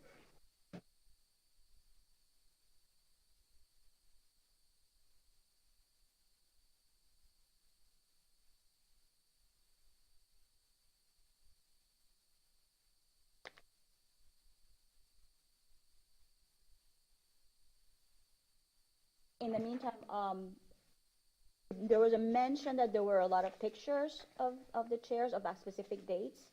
Do you have any of those pictures that reflect the fact that the chairs were being rented? Yes, as I said, I have the attendant there who was taking money, so. Okay, in my great. Do you point- have, that might be even a much short, In there, shortcut. There he is, that's George. right there, Oh, I need a date though. right there. Background. Is that dated? That was very recently. There's all 40 dates. You can have by end of day, all those pictures for 40 days. And they started on March 6th. And I have my first picture. Okay. I do have It sounds like the more relevant ones, based on his testimony, would be the ones from December to February. Yes, and I have all those. Okay, I so if can you make have those those. available. If you, Okay, we might be able to go ahead. Are you the officer on the other ones too? on 18 as well. Next one, yeah. And Mr. Magistrate, if you carefully read the language in the code, the issue is that you're not allowed to place beach furniture on the beach unless you are a licensed beach Vendor. vendor. Okay, and Mr. Prasad does not have a beach vendor permit. Never has had one. That's correct, Your Honor, because I don't need a beach vendor permit. It's my property. And there's another ordinance that says that private residents, businesses, and also condominiums are allowed to put out chairs for the customer use without having to have a license. If you want to rent chairs, you have to have a license. That's not what the code says. In order to be able to put Now I'm reading. your commercial business, yes, I'm reading sorry, the ordinance, so I wanna make sure. I won't.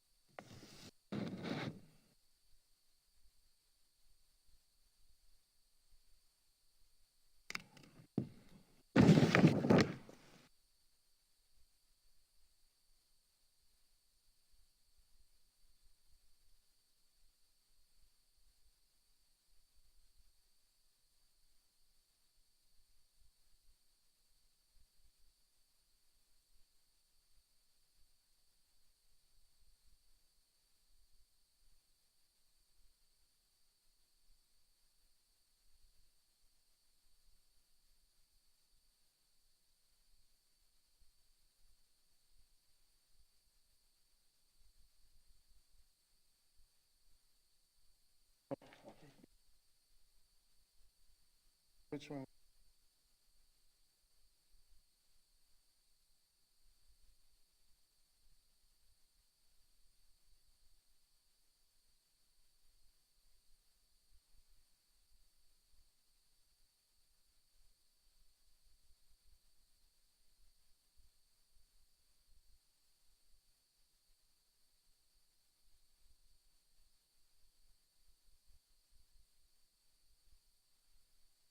Like the ordinance is only directed at vendors. Everything says FVP. Correct, and in order to be able to put furniture out on commercial designated property, you have to have a vendor permit, a B. That is totally EVP. incorrect, Your Honor. That's, is there a definition section? Yes, at the beginning. I'm not a beach vendor, I'm a property owner. Hold on, sir, I'm looking.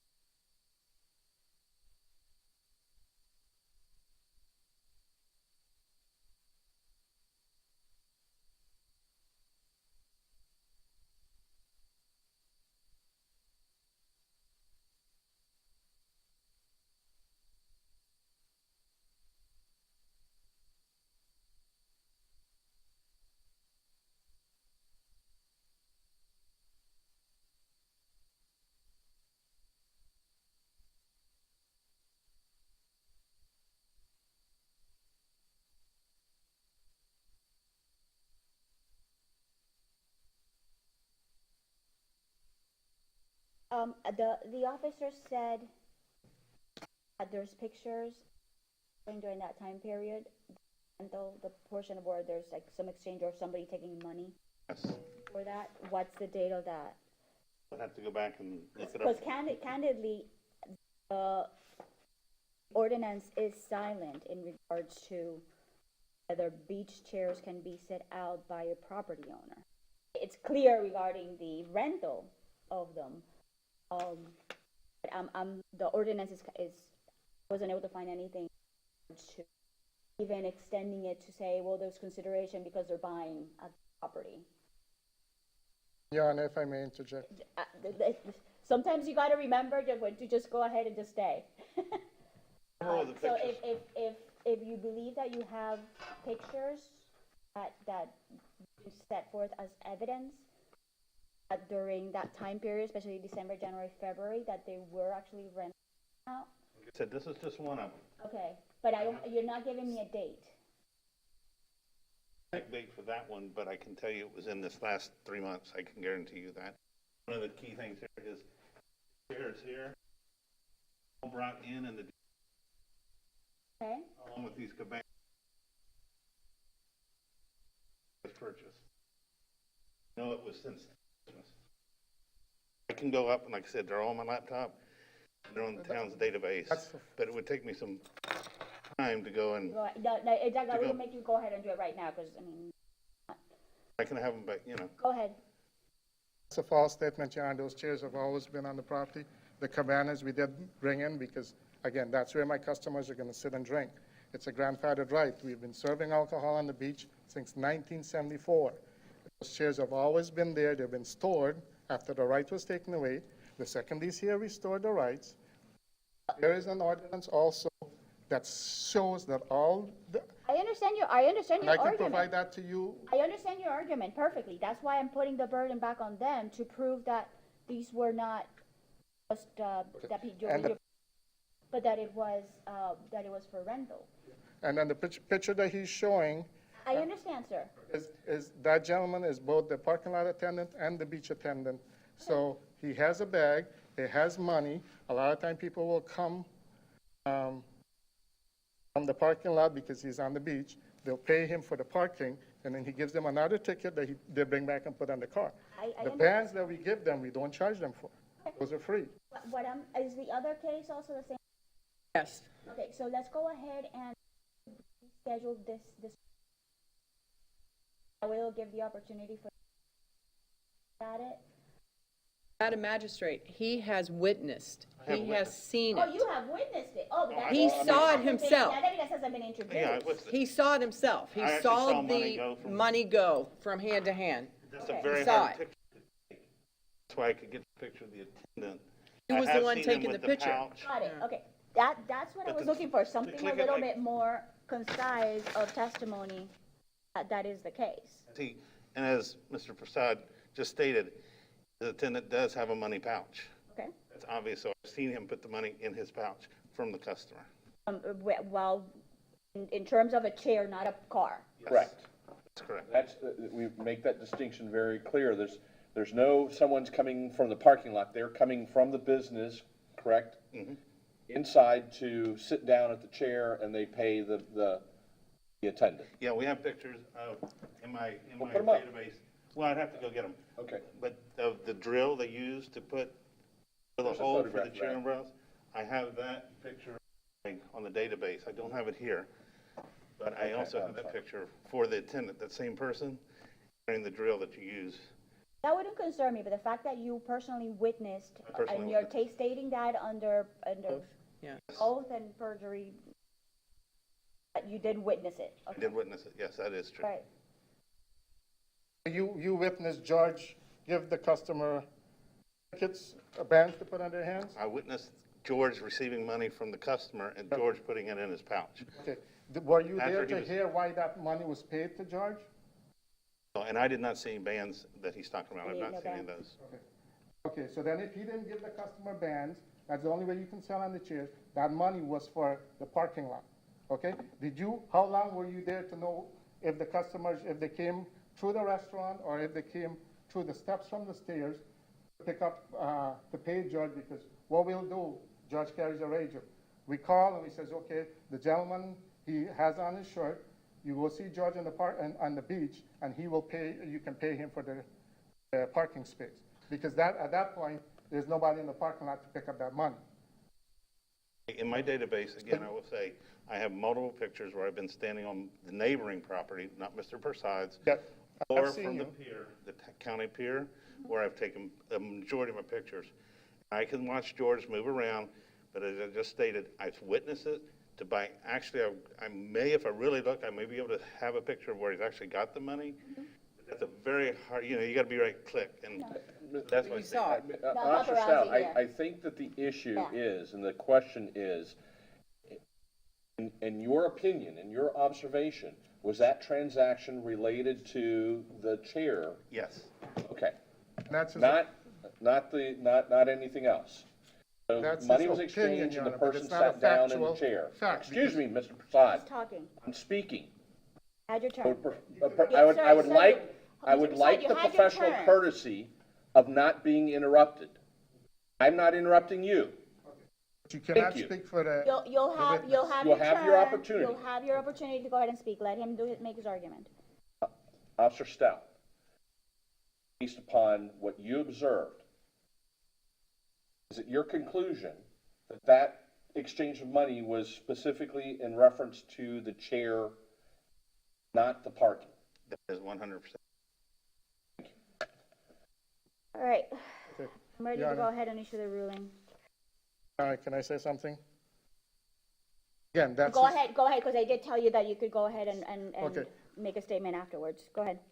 Bill, you're saying that you're 100% positive that that money that George took is to rent that chair. You heard that and you saw that with your own, All that. okay. But did you know why that money was transacted? Do you know if it was for a parking lot space? You just testified as to that. Just testified, it was not, it was for the chair. Okay, and how are you so sure it was for the chair? I watched the people approach down in the chairs. I watched George come over to the people. I saw him talk to them, and then he had his pouch. They received, he took out money. They handed it to George. George put it in his pouch. You see him give them any bands? No, sir. Have you ever seen any customer get bands to put in their hand? No, sir. And you've been taking pictures since March, since December, and you've never seen a picture with any bands from one. Asked and answered, and furthermore, the photographs speak for Several themselves. times. And in fact, there's pictures there. I don't see anybody with a band anyways. So, Okay. in So closing, I'm- Your Honor, I'm ready to go ahead and issue my ruling. You already know your system with appeals, so you do what you need to do. I hereby find that based on the evidence presented, the magistrate's order entered on March 5th in reference to the hearing that took place in March 4th of 2020 was not complied with, and that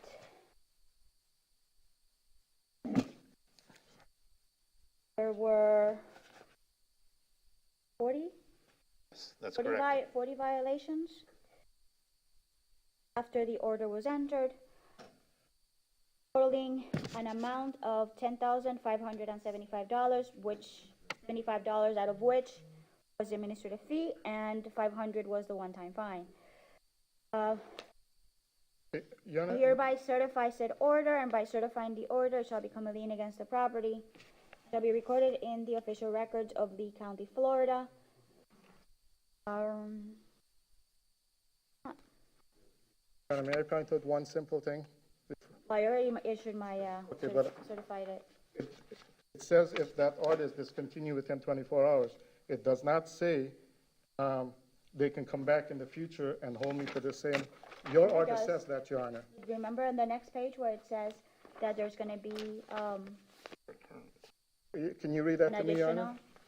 In the event that the said violation is not The event that corrected, violation is not corrected within 24 hours, a fine of $250 per day shall be imposed against and it was respondent. corrected within 24 hours. Beginning on the date and continuing for each day that the aforementioned violation continues to exist. But the town admitted that it violation. discontinued. You're familiar with the appellate system, go ahead and appeal the order. So you're ruling against your own judgment, Your Honor. I just did the certification. I have evidence presented that It was observed the rental. I'm already ruled, so I'm not gonna rehash. Okay. Okay, and the next one? Madam Magistrate, this is the exact same situation with just Mr. Prasad's adjacent property. So this is number 7 on the imposition of lien agenda. The property owner, Prasad Properties, Florida Investments. The code officer is Officer Bill Stout. The case number is case number CE 200018. Magistrate, you may recall that and I believe it was partially at your request that we treat and we heard these cases separately because of the separate property address and property identification, so that's how the case was processed. But factually, the evidence that we presented is no different than what you just heard in the preceding case. If you wish, we will incorporate it by reference and rely upon that testimony. Oh, here it is. Welcome. Morning, or good afternoon, Judge. Good afternoon. Your Honor, I apologize. I just came in. Let me go ahead and since he's now here, let me ask the respondent, would you like to continue handling that case yourself, or do you want to tender it over to your attorney? I'll turn it over to my attorney. Okay, so let's go ahead and get started with this one again. Present from scratch since we just started. Yeah. So I understand that I'm late. A minute, know what case I'm on? yes, we're here on on case number 7, which is the second matter. Mr. Prasad elected to move forward with the imposition of lien case and number 6 on the agenda, which is case number CE 200017. We're now on case CE 200018, which is number 7 on the agenda. And as I just stated to the special magistrate, the facts of the imposition of lien are no different. The only reason there are actually 2 separate cases is because there are 2 separate property ID numbers associated with the property. And so the facts are no different than what we just heard, which is that the special magistrate entered an order that the staff has observed the property owner to be in violation past her date of the order, and therefore we're seeking the imposition of a fine and lien, and the amount stated, which is same as in the previous case, $10,575. Already heard testimony of violation? Yes. Yeah, I'm sorry. I tend He to always wander forgets around. that. So I do, Judge. I tend to wander around. okay. You just need to remind me. Because I wasn't given any notice. Obviously, I've just run down here, and I would ask for a continuance just so that I can get a handle on this. You know, to walk in and say, okay, here, try this case. Which case were you here supposed to be here on? We've been waiting for you for the last 2.5 hours. I wasn't So I supposed to kind of figured you'd be ready to go. I wasn't supposed to be here on any case, Judge. I get a call from Mr. Prasad that says, hey, there's a hearing, I need you here. Whoa, okay, let me get a time. The story now has changed. He said that we were waiting for you from the very beginning. We didn't know you were just noticed. I'm sure that he called me, but Judge, I was in trial this morning in Lee County. Understood. Yeah, that changes. That changes. I mean, yeah. And I asked Mr. Prasad, well, why didn't I know this? I mean, where's the notice? He said he didn't get it either. Now, Judge, I can't speak for him, but I can tell you my office didn't get one. Mr. Shinopoulos, so you are aware of this. Your client has not informed you of this. The client appeared days ago before the town council and specifically mentioned today's hearing. He would be here, and he was coming to the town council to ask them to intercede in today's hearing. He publicly stated that he was aware of today's hearing, he received notice of it, and that he would be here today. Are you testifying? No, I'm stating, no, it's not hearsay. I will, if still be if the special admissible magistrate anyways. wishes, I will make a copy of the CD of where This Mr., where, was excuse at a me. city council hearing? I Yes. just want to understand what you're saying, John. I'm sorry. I didn't mean I'm to- sorry, city council meeting, and I will have that city council meeting introduced and made part of the record. I did not understand it was a council meeting. I thought you were saying he was talking to people. No, All right. he Well, appeared at a public meeting and stated for the town council on Tuesday morning that he would be here today. Your Honor, I can I have, clear this you up? need to be quiet right now.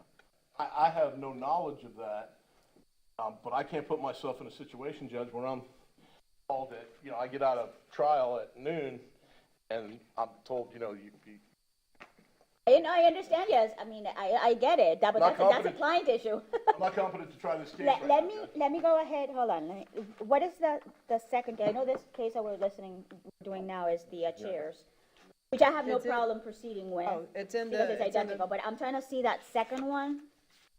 Be See in if the it might be file with something more the- that, Your Honor, City's complaint or something. there's also the last item in the file. oh, this is the discharge one. There is a notice of code enforcement hearing to impose lien that was sent to Mr. Prasad on 1/26/2021 in accordance with the statutory procedure of Chapter 162 and is adopted by the town in our town code. And there's no indication that Mr. Prasad did not receive it. And in fact, as I mentioned before, which I will introduce into the record, he appeared 2 days ago before the town council and said that he was aware of today's hearing and would be here today. Because I can't dispute what Mr. Herron says, and in fact, I have no reason to. I mean, he's telling me it's part of a meeting, and I'm certain that he's accurately relating to the court what was said. My problem is, Judge, whether it was the city's fault or Mr. Prasad's fault, I don't know, but what we have is a situation where, at least I as his lawyer didn't get notice, and I don't understand the prejudice that it would cost the city to continue this, and that's really the test. I mean, is anybody prejudiced by it? We need to preserve his constitutional right to due process. However, Judge, I understand that he also needs to preserve his constitutional right to due process. He's a participant in this. I understand that. So my inclination right now is the second one that was just called regarding the beach chair is identical to the other one. My inclination right now is to proceed with that one and then grant you the continuance on the other one because I understand it's more substantial. Only I just need one representation, if I may. I want to make sure that everything has been. It's only the money that we're dealing with. Is that the situation? That is correct. So what we're dealing right now is only money. There's no. No issue of compliance. Perfect. Just one item on this particular case. In your file, and it's been provided to Ms., it's on the PowerPoint, Officer Stout hand-delivered the notice of Oh, I hearing. have no doubt that he had notice. I have no doubt that he had notice. I'm just granting the attorney the professional courtesy. I mean, No, and you've been there, I've been there. Go ahead and address the second one since it's just money. Thank you. Your Honor, that's case 20, -18 that you're continuing, I think. It's the one regarding the illicit discharge. That's 20-0315. 20-0315, and that's the one we're continuing. That's the one we're continuing. The one we're proceeding on, Your Honor, is CE 20-18. That one right there, yes, which is the second part to the prior case. What's that other one? Now we're just talking about the fine, I think. Oh, 17. Is that right? Yes. That's the issue before the. Just to catch you up, it was based on the testimony of the officer having observed exchange of money in exchange for the chair. I'm a little confused. Exchange of money for the chair. I thought we were going to do the fine part bill case. No, that's the one we're continuing. Got it. And so the one we're doing here is the allegation that he was operating Beach without chairs. a proper license. For the beach chairs. All right, I Just got for the it. beach chairs, that's Got it. Thank you so much. I'm sorry. That's okay. Again, like I said, we've all been there at some point in time. Didn't think you'd ever see me be humble, did you, Judge? Quite refreshing. But no, again, I understand you're here to do a job, and I get it. I get it, Mr. Schnappinus, I don't know if Mr. Prasad has provided you with a copy of the PowerPoint presentation that, Do you have a paper copy? yes. What are we, number 7?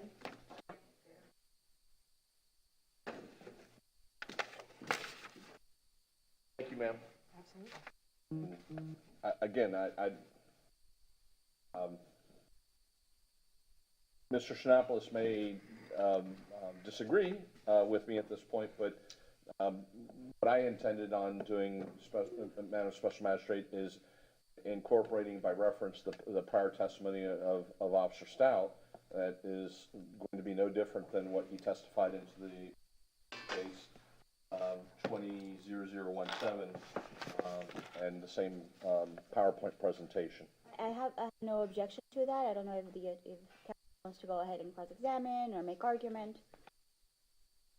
I don't have any objection, and I'm reviewing the PowerPoint right now, Judge. I just don't know how I can cross-examine if I haven't heard the testimony. Can we play it back for me to listen? Yeah, the operative testimony, and I don't have the You have a playback. playback, I don't have You the have a playback playback. button, but I'll proffer for the record, and we'll then go from there, is that Officer Stout's testimony was that he observed on the dates set forth in the PowerPoint presentation and in the file that he observed the exchange of compensation, monetary compensation between patrons at Mr. Prasad's business to sit in those chairs that had been placed there. And Mr. Prasad, and you can ask him this yourself, testified that he does not have a beach vendor's license for those chairs. I mean, we can stipulate, Judge, he doesn't have a beach vendor's license for this. I'm not going to deny that. So, I think, based upon that, and I don't mean to speak for the special magistrate found your client to be in violation of the date specified and imposed a fine. so we're now to determine, We're on the same exact case because there's two parcels, so it's you're identical. telling me what happened on parcel 1 and now we're on parcel 2. Or parcel 2. And you want to adopt his testimony from the previous, you've just summarized it? Yes. Judge, I feel like Mr. Prasad's getting due process because if I can't hear the testimony, it's hard for me to cross-examine. However, based upon all the things today, I mean, we need to not be disrespectful of the court's time that we've already wasted.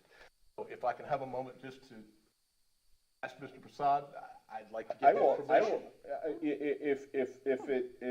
If it's the will of the special magistrate, I will have Mr. Stout testify to that precise issue on the We record. call you Bill, but let me go ahead and counsel just again, he just walked in, he hasn't had an opportunity to have 2 minutes with his client. I'm gonna allow him to have those 2 minutes. Let's take a 3-minute break. I'm gonna go to the restroom. I'm going to stay right here so I don't get lost, Judge. And I'm going, don't get lost. You won't have to find me, I Right, promise. so a 3-minute recess, that's it.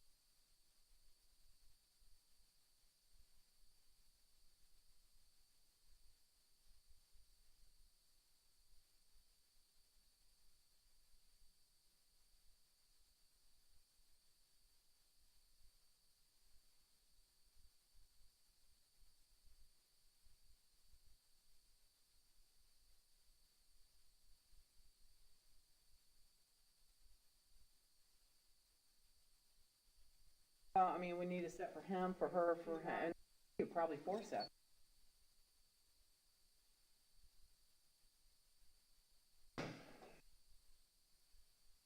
Where's the microphone that I need to stay close to, this or this? Either one.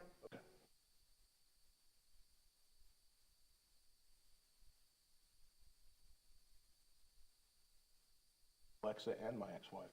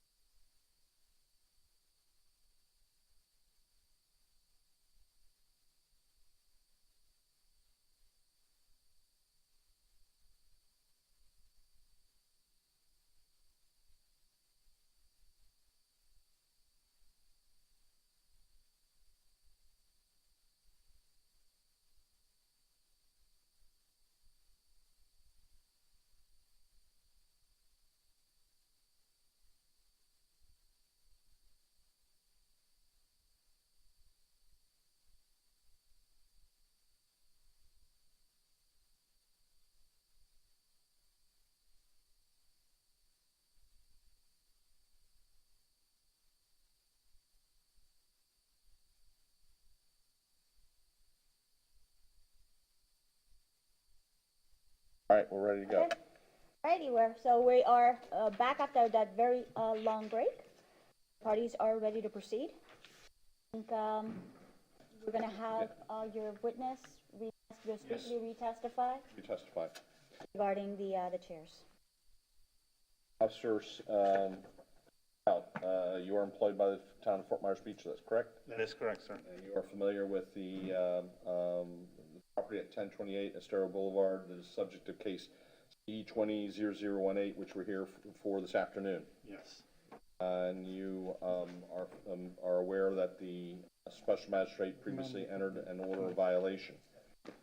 That is correct. That order of violation, the code enforcement order, in the packet of materials that's been provided to the special magistrate. Yes, it is. That order the property owner to come into compliance with the town code. Yes. Since the order was issued, have you observed any instances where the property owner is in violation of the special magistrate's order? Yes, I have. I don't know, again, were you provided this as well? Yes.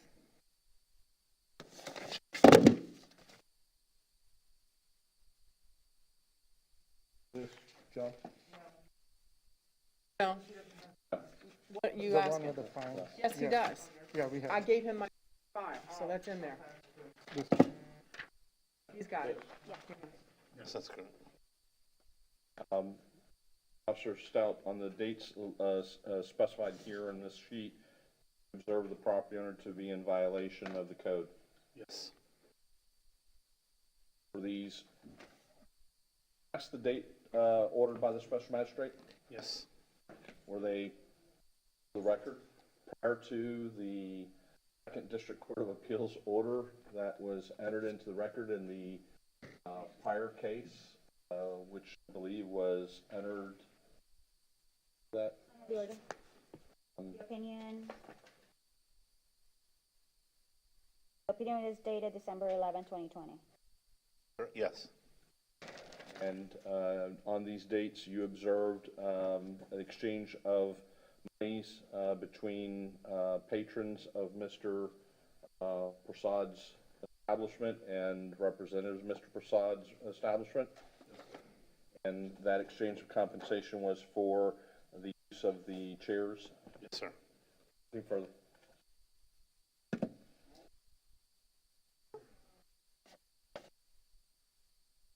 Sir, on March 4th, I just want to get my timeline. On March 4th, basically there was a cease and desist order. Yes, sir. That's what I'll call it. It may not be the name, but stop doing this. All right. Stop doing it on March 4th, but you're saying that he subsequently started doing it again. He started doing it within 24 hours. He did not stop for the 24 hours that was ordered by the order. Okay, so the order was to stop on March 4th, and you're saying on March 5th he continued? Yes. Okay. And were you present there on March 5th? I have photos, yes, sir. So I couldn't hear you. I have photos, yes, sir. My question was, were you present? Yes, sir. Okay. And, John, do you want to use those photos? If you're not going to use them, I'm not. Those are the have been marked, special magistrate. They are the ones that have previously been provided to the special magistrate. And copies have been provided to me, right? You can receive them? That's correct. All right. And so those pictures accurately represent the situation at the time you took the pictures? Yes, sir. And I don't see anybody in those pictures giving anybody else money, sir. Is that correct? Not in those particular pictures, sir. Are there any pictures in which that's true, sir? I have hundreds of pictures I could go through. It is very hard to get a picture. That's why my eyewitness testimony that I used. Very hard to get the exact exchange of a dollar bill going from one person to another. Have pictures of the two? Again, Asked and answered. Asked it. That's never been asked. Sorry. You retracted, okay. I think the evidence code is relaxed today. It is. It is. Always is. It is. So my question is, who is it specifically, and maybe I'll ask it this way. What specific person do you allege was giving what specific person money?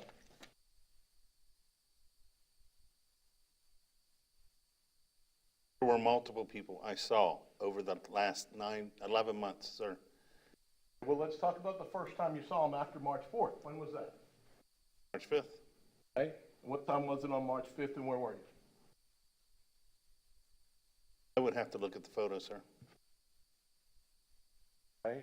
Can we look at the photos that were only taken on March 5th? It would take, again, that would take me time to go through the database and find those pictures.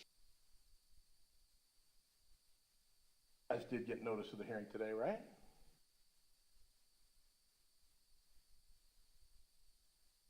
So, as I understand it, there are no pictures of anybody giving anybody else money. Did not say that, sir. All right, well, let's just take a break and get those pictures. Right? Take a break and get those pictures. He's I'm testified right about now- them, Judge. I have the right to see them. I'm right now leaning towards continuing the case also, to allow for there to be an exchange of the pictures and, Well, or review of which ones the town wants to we have do. provided the photographs to Mr. Prasad. 100 we and have- something photographs? Yes. Yes. Okay? You need Well, to show me when you again, provided. you received notice of this, your client received notice of this hearing, they were provided to him. Show that to He Mr. said he didn't Shinopoulos. receive them, that's all I'm saying. But yeah, there's definitely evidence that he did get them. But Judge, if the witness can't even speak intelligently to the evidence, and I'm not allowed to see the evidence, we have to continue. He's not, we have not entered any photographs Right now, they're This they're is- relying only on these pictures on his only. personal On his observations. personal observations. If there's pictures, I'm entitled to see exculpatory evidence. You can't just say there's pictures and then tell me you don't know what's in them and not provide them to me for a defense. I think that we're saying. We're not relying upon the photographs. But I get to. Then you have them. Your client has them. Your client can't even tell me what picture he wants to say. He's not relying upon those. No, but I am on my cross-examination, and he can't tell me out of 100 pictures where the ones for February 5th are. We need a continuance so everybody, including me, Judge, can get our crap together. I'm leaning towards the continuance. Because he did reference that he took pictures and council would be entitled to go ahead and see and look at those pictures. Well, is counsel going to have his client print out all the photographs that we've already provided? So they were already produced Yes, for we've them, already so produced. that is between council and his client. Get them from your client. All right, so I'm gonna go ahead and I'm gonna continue this case, and the other case for Mr. Prasad for the next hearing, so let's go ahead We and. don't know what time and date that will be, Your Honor? Do we have a date on You it? received, you received we sent it to the attorney. Yeah, I wanna, for the record. I'll enter the record so that I can get these No, notices. let me finish. For the record, with regard to the case that has already been continued, Special Magistrate, and is in the information that you have, it's in your file. We did in fact send a notice of today's hearing in that case, which is the one about the contamination, to Mr. Shinopoulos. I completely understand, but It was what I'm received having by a him. little bit of hard time stomaching is the fact that there are pictures that council's representative hasn't seen, which I understand he came in late. I understand the logistics on it. I'm concerned that if I don't grant that continuance, we're setting ourselves up for reversal. Special Magistrate, I don't disagree with you. I'm talking about the other case. We've already. Case that is, That one was out of the goodness of my heart because it was all money that I'm gonna allow him to go ahead and continue okay, it. I'm just letting, for the record, Oh, yeah. that he was notified of that hearing. There is no question that there's notice of the hearing. I by no means whatsoever am I saying there's no notice. I just wanna make sure that. I'm just, Mr. Shinopoulos said that he did not receive notice of that hearing. Oh, yeah, he said, but we know his client did, and that's. Also, I Mr. made sure- Chinopoulos okay. did, Yes, Mr. Shinopoulos the notice was sent to him as well. as a courtesy. Yes. Because I think we're pole vaulting over mouse turds. Let's- Okay, I got it. So Let's what? make We're sure continuing. that he gets notice. It'll be the next one. Please do not come back with a motion for continuance I understand, Your Honor. on it, so it'll be the next hearing. March 18th, Make yourself March available. 18th, March 18th, March 18th, 11 a.m. 11 o'clock. 7 a.m. I will make sure I'm here by 10:30, Your Honor. Okay, Thank you, Your Honor. all right. Thank you. I think that concludes our meeting for today. It does. Thank you. Can we excuse, Your Honor? Yes.